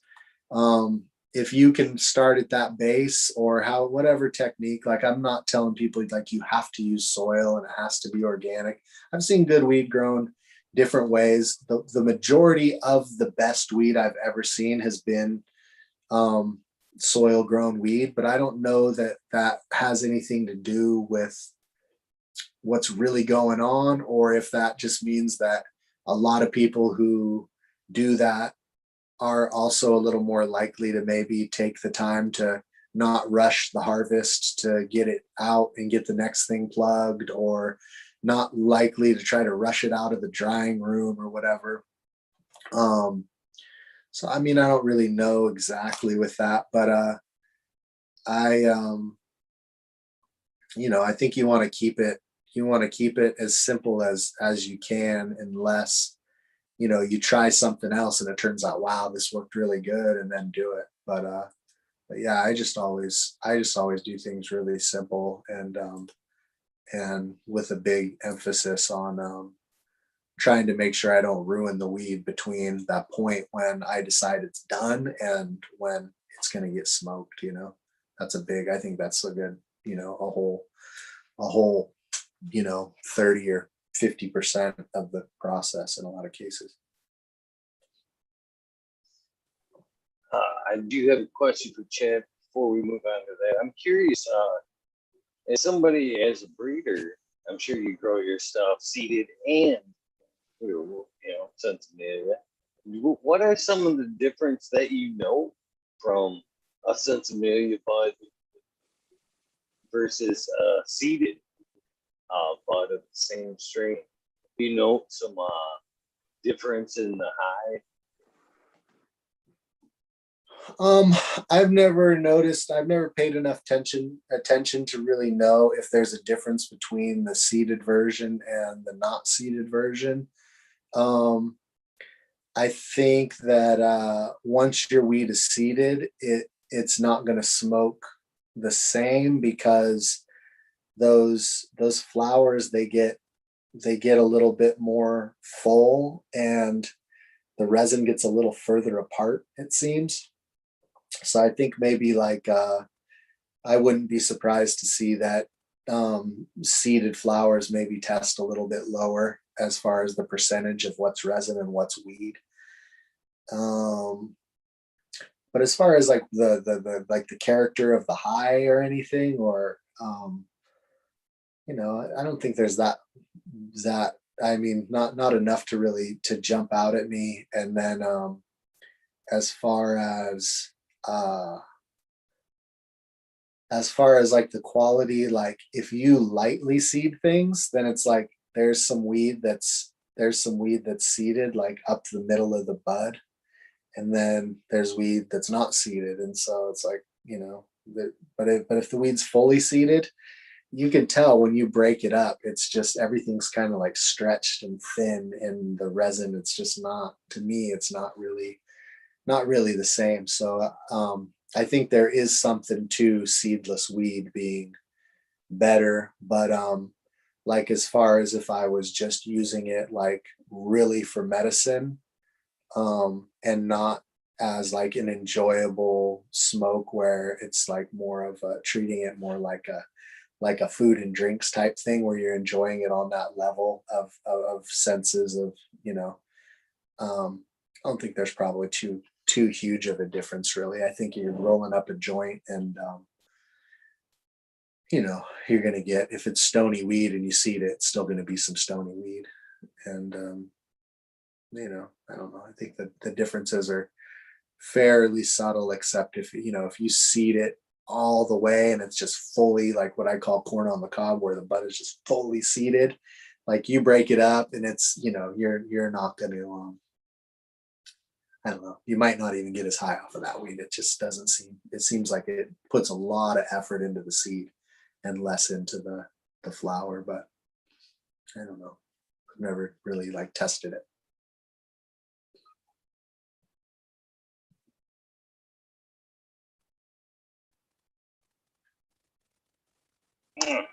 You There did. you go.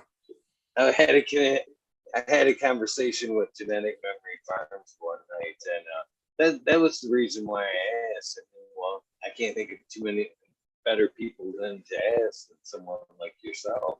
And well, during the conversation was we were wondering basically if that was the missing link, from the weaker weed that we smoked back in the day that did us obviously just fine, that wasn't high, just as high in THC as some of the stuff we get today.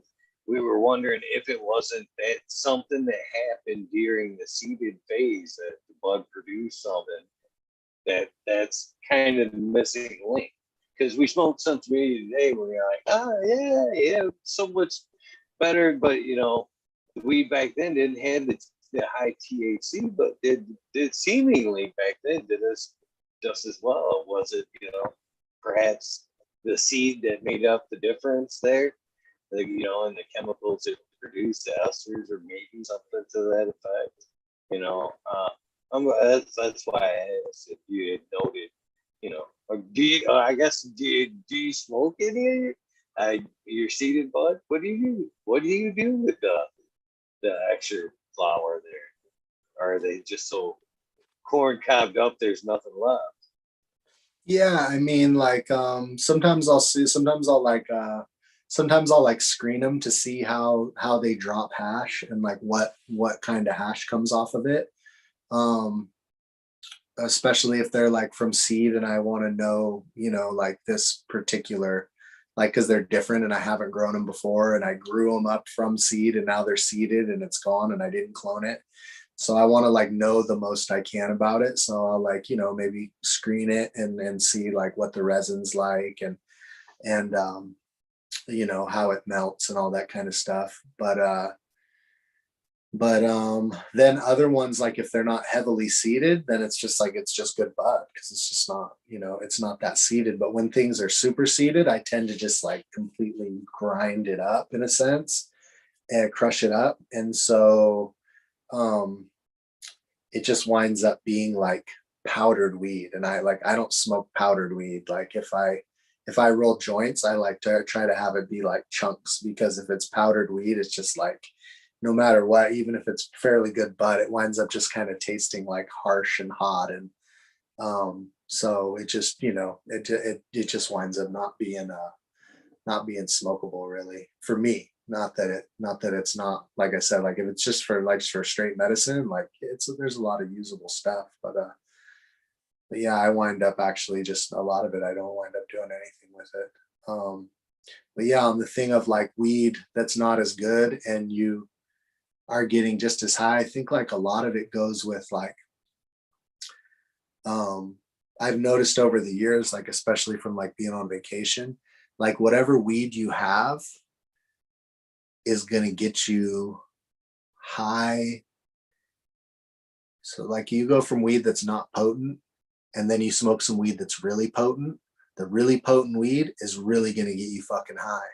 But if you start smoking really potent weed all the time, after a while, it's not really going to be very potent weed because you get used to weed so easy, So like if you have weed that's not very potent when you smoke it, you'll be like really fucking stoned.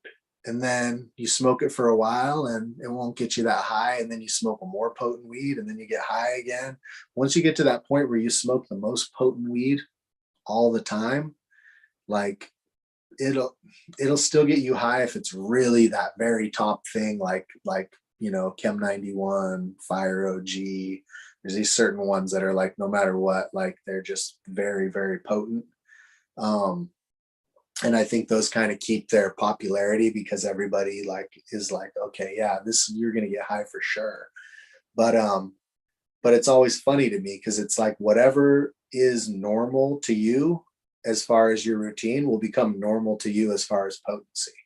You just be like, yeah, I smoke this and I get high. And then if you smoke something really good and you go back to that, you'd be like, I didn't get fucking high at all. It doesn't do shit.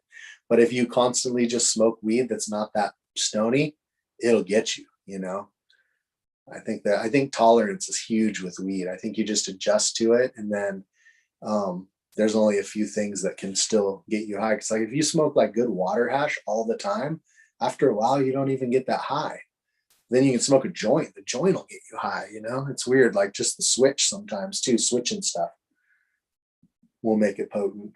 And I mean, I don't know if that's exactly what's going on for you, but I feel like from that, like I'll go on vacation and get some weed, and at first it won't be strong to me, and then I'll smoke it for a couple days, and then you like smoke it first thing in the morning after like 4 days of smoking it. And you're like, fuck, I'm stoned. It's like, this is real weed now, you know, even though it's like, it wasn't that great when you first got it, came off your old weed. Mr. Captain 420 would like to know, did you send a pack of Freak Show to your friend in Thailand? Freak show? No. No freak show.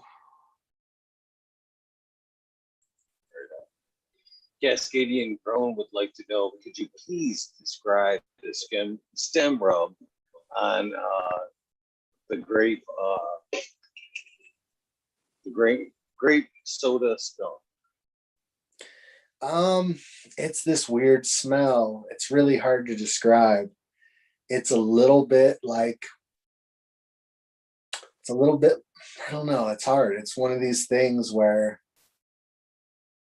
like I smelled it the first year I had one, and then the weed budded and I was like, oh, it smells like this. And then the next year I grew some more of them, and I found the plant that had the purple stem, and I smelled it and I was like, this one smells like that one smelled before. And I budded it out again, and then the bud smelled like that. So I was like, one I had to learn, but it's a little bit hoppy and like beer, a little bit. And then it's a little bit like burnt rubber kind of. And then there's like this kind of candy smell to it.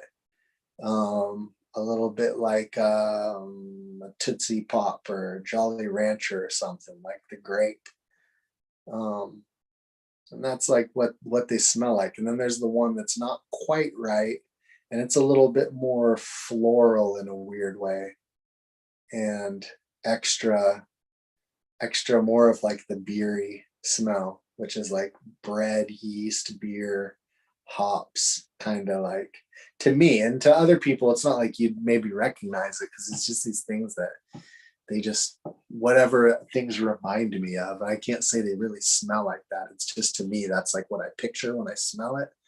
So I use that if I can like latch onto something. So I don't know if it's like, if it would translate to what anyone else would smell, but definitely a little bit of grape, and then some kind of like a burnt coffee chocolate rubber kind of a thing, like not skunky, but like hints of what you get from like a real skunk. And then some of the weed is really skunky, but it usually has like a chocolatey, grapey thing to the bud. And then, you know, there's like a real like loud skunk aspect, but all the stuff I have that's skunky, it has other smells mixed with it. And the grape soda skunk, the stem rub is like, it'd probably be better to describe it just as acrid rather than skunky. It's just has that, it has this little bite to it that smells kind of burnt almost. And the weed does too.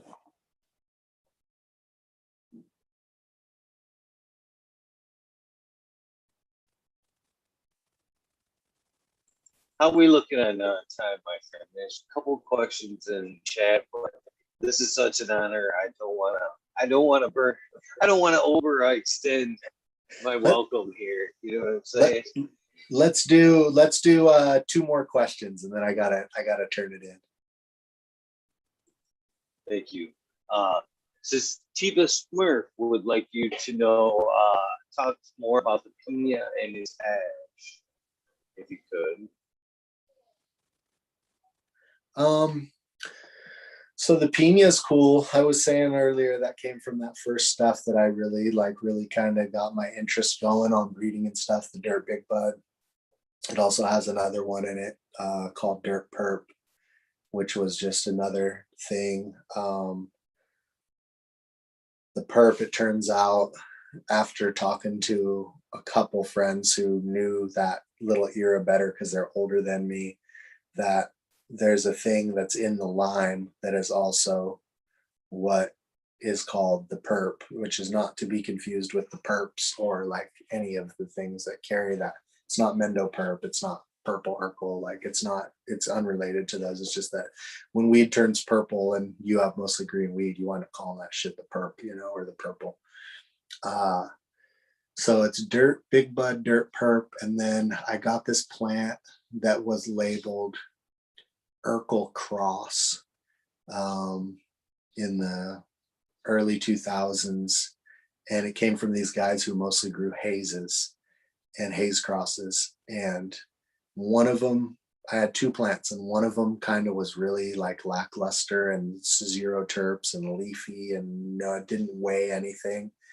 And could have been an Urkel cross. And then the other one seemed like it was just not, it wasn't that. And I honestly think that both plants only came with one tag and that one of them wasn't labeled. And I just assumed that they were both the same, but I can't remember that fully. But the other one was definitely not an Urkel cross. And now after seeing what I've seen from breeding some Blue Dream and seeing a lot of pictures of people's like more old school super silver haze cuts, I think it was a super silver haze.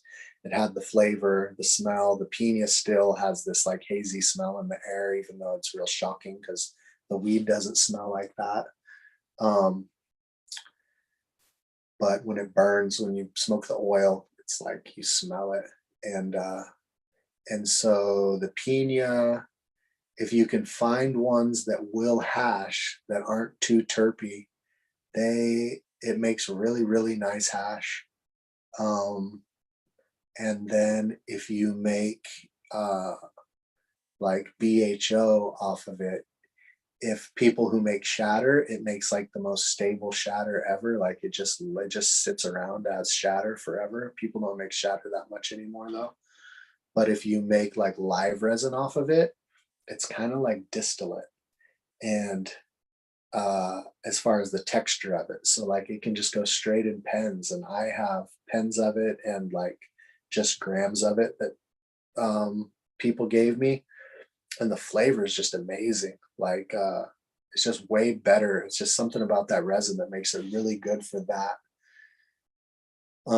type of smoking. And like it's really nice and like a Puffco, or like I have the little pen, the little Puffco Plus, and it's super cool in that. It's just like so tasty. And there's some of them have a lot of CBD, some of them are all THC. The release I did though, that was the F4, they are almost all CBD dominant, and that's one line I did it. And then this year I'm going to work lines that are THC dominant, and then they're a little bit less sweet and a little bit more lean to that like super silver haze type, but they still have a lot of the sweetness, and they get like a little bit more substantial chunky buds on a little bit of a bigger plant, but they don't have that original special like Dirt Big Bud smell that I like so much. But the F4 release did have that. And they're super PM resistant. They're pretty bud mold resistant. There's some that are better than others. And they all have like that F4 release with the purple stems. They all have like the same leaves. Some are a little taller, some are a little shorter, but all fairly similar stature. And for whatever reason, everybody who grows it is like, if it's a man who grows it, they're like, my wife loves that shit, or my mom loves that shit. Like for some reason, it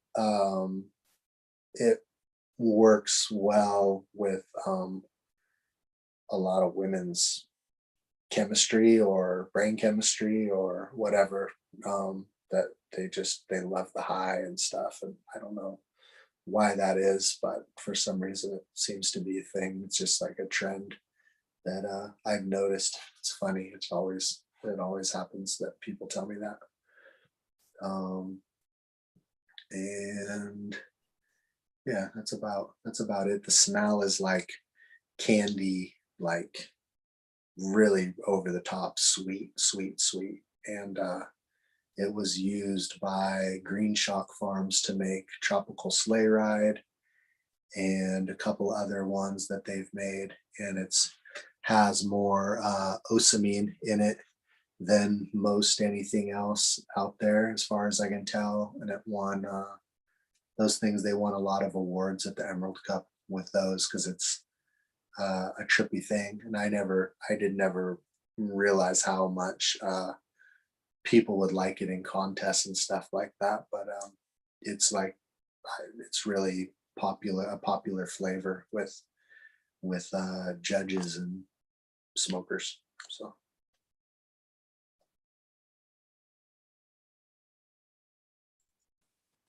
Oh, brother, I'm gonna let you have that second question there. I forget that a lot of these things just aren't yes and no questions. You know what I mean?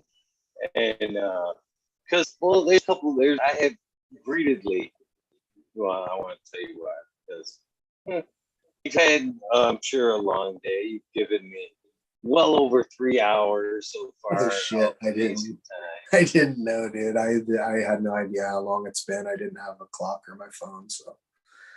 Oh, I'm grateful, man. I just, Yeah. like I said, I don't want to overextend my welcome with I gotta tell you, man, I've interviewed a lot of great people in the cannabis industry. But I don't think it was just because Mean Gene was in the name, but I was a little nervous today. Myself squaring up against you today. But man, it's been an awesome night, man. Very humble guy. I gotta tell you that. Very humble guy for somebody that does amazing shit in the cannabis industry. Super knowledgeable. Uh, you're very humble, my friend, and I thank you for giving me so much of your time. To be honest with you, and hopefully you think about coming back and doing another round at some point. Uh, That'd be awesome, man. I know that I've enjoyed this. It's been a pretty epic night for me. Chad's loved this as well. And thank you for what you do in the industry in general. And hopefully that you will think about coming back at some point. I kind of hinted to the wormhole. Everybody that has done the show earns a right to come hang out in wormhole at some point. They vary from night to night when they are on, depending how long the show goes. Yeah, there'll probably be a wormhole at some point tonight. Open invitation there as well. Monday nights are always wormholes, 2 o'clock Eastern, which I would make that what 11 o'clock Eastern Standard Time, right? Yes, 3 hours behind. So anytime you feel fit, that'd be awesome. No worries if you don't. The one other thing that I'd like to get from you before you go is the soundbite.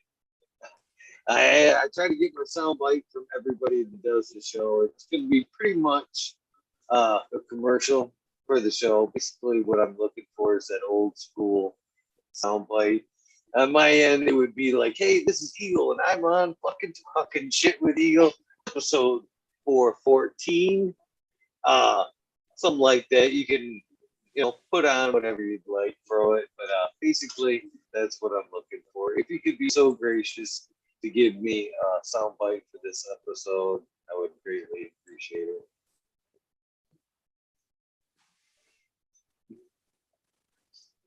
Cool, man. Hey, I'm Mean Gene, and we're fucking talking shit with Eagle here. Check it out. Thank you, my friend. Yeah, man. Thank you for giving me so much of your time tonight. I didn't know how much I would get, but man, it's been been a great episode. I can guarantee this will be one of my highest viewed episodes, if not the highest. So thank you. You've been highly requested. I told you that in the invitation, man. You're one of the first people wanted to see on the show, and I can't thank you enough for coming on and doing this. Cool, man. Yeah, thanks for having me on, dude. I try to make time to get on people's stuff, and you know, you caught me at a good time, and you know, it's cool. It's been fun. And I didn't know we'd been on here. I was like, okay, I just was thinking like I'll do like an hour and a half or something, and I'm sure my wife will come yell at me when it starts getting too late and shit. And I don't know. We managed to just be on here bullshitting for quite a while, so it's great, dude. I can't believe I've held you up from that after work, after dinner joint there. I was like, man, he's not smoking. I don't want to be all. I don't want to get all high and foggy, man. Yeah, no, I'll shut down about 40% at least. You know, if I'm doing this kind of shit, or I'm working at a show or whatever, I'm like, no, I'm not gonna be smoking, because I'll kind of just start to be like, kind of antisocial, you know. Like I'm not a super social smoker anymore. I really like to get really fucking high if I'm like at the beach, just like staring at the ocean or something, you know what I mean? Or if I'm like trying to like sit and think. But when I'm trying to communicate, I'll just kind of be frazzled, and everything is a little bit more challenging. And it's not a new thing. I realized after not smoking quite so much weed that I've always done that. Like for years I thought I was like kind of like shy and anxious, and then I stopped smoking so much fucking weed, and I was like, oh shit, I'm not really shy at all, but I've been fucking high for 25 years, so okay.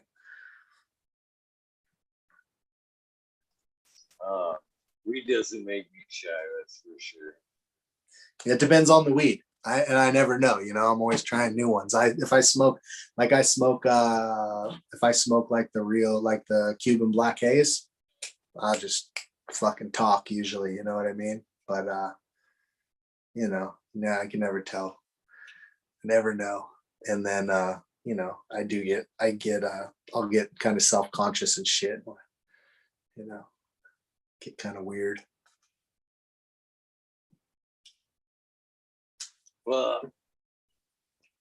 I want to thank you. I know you're probably getting tired over there, so please consider coming back again. A huge thank you. If I don't cut it off now, I'll keep you all night long. So thank you.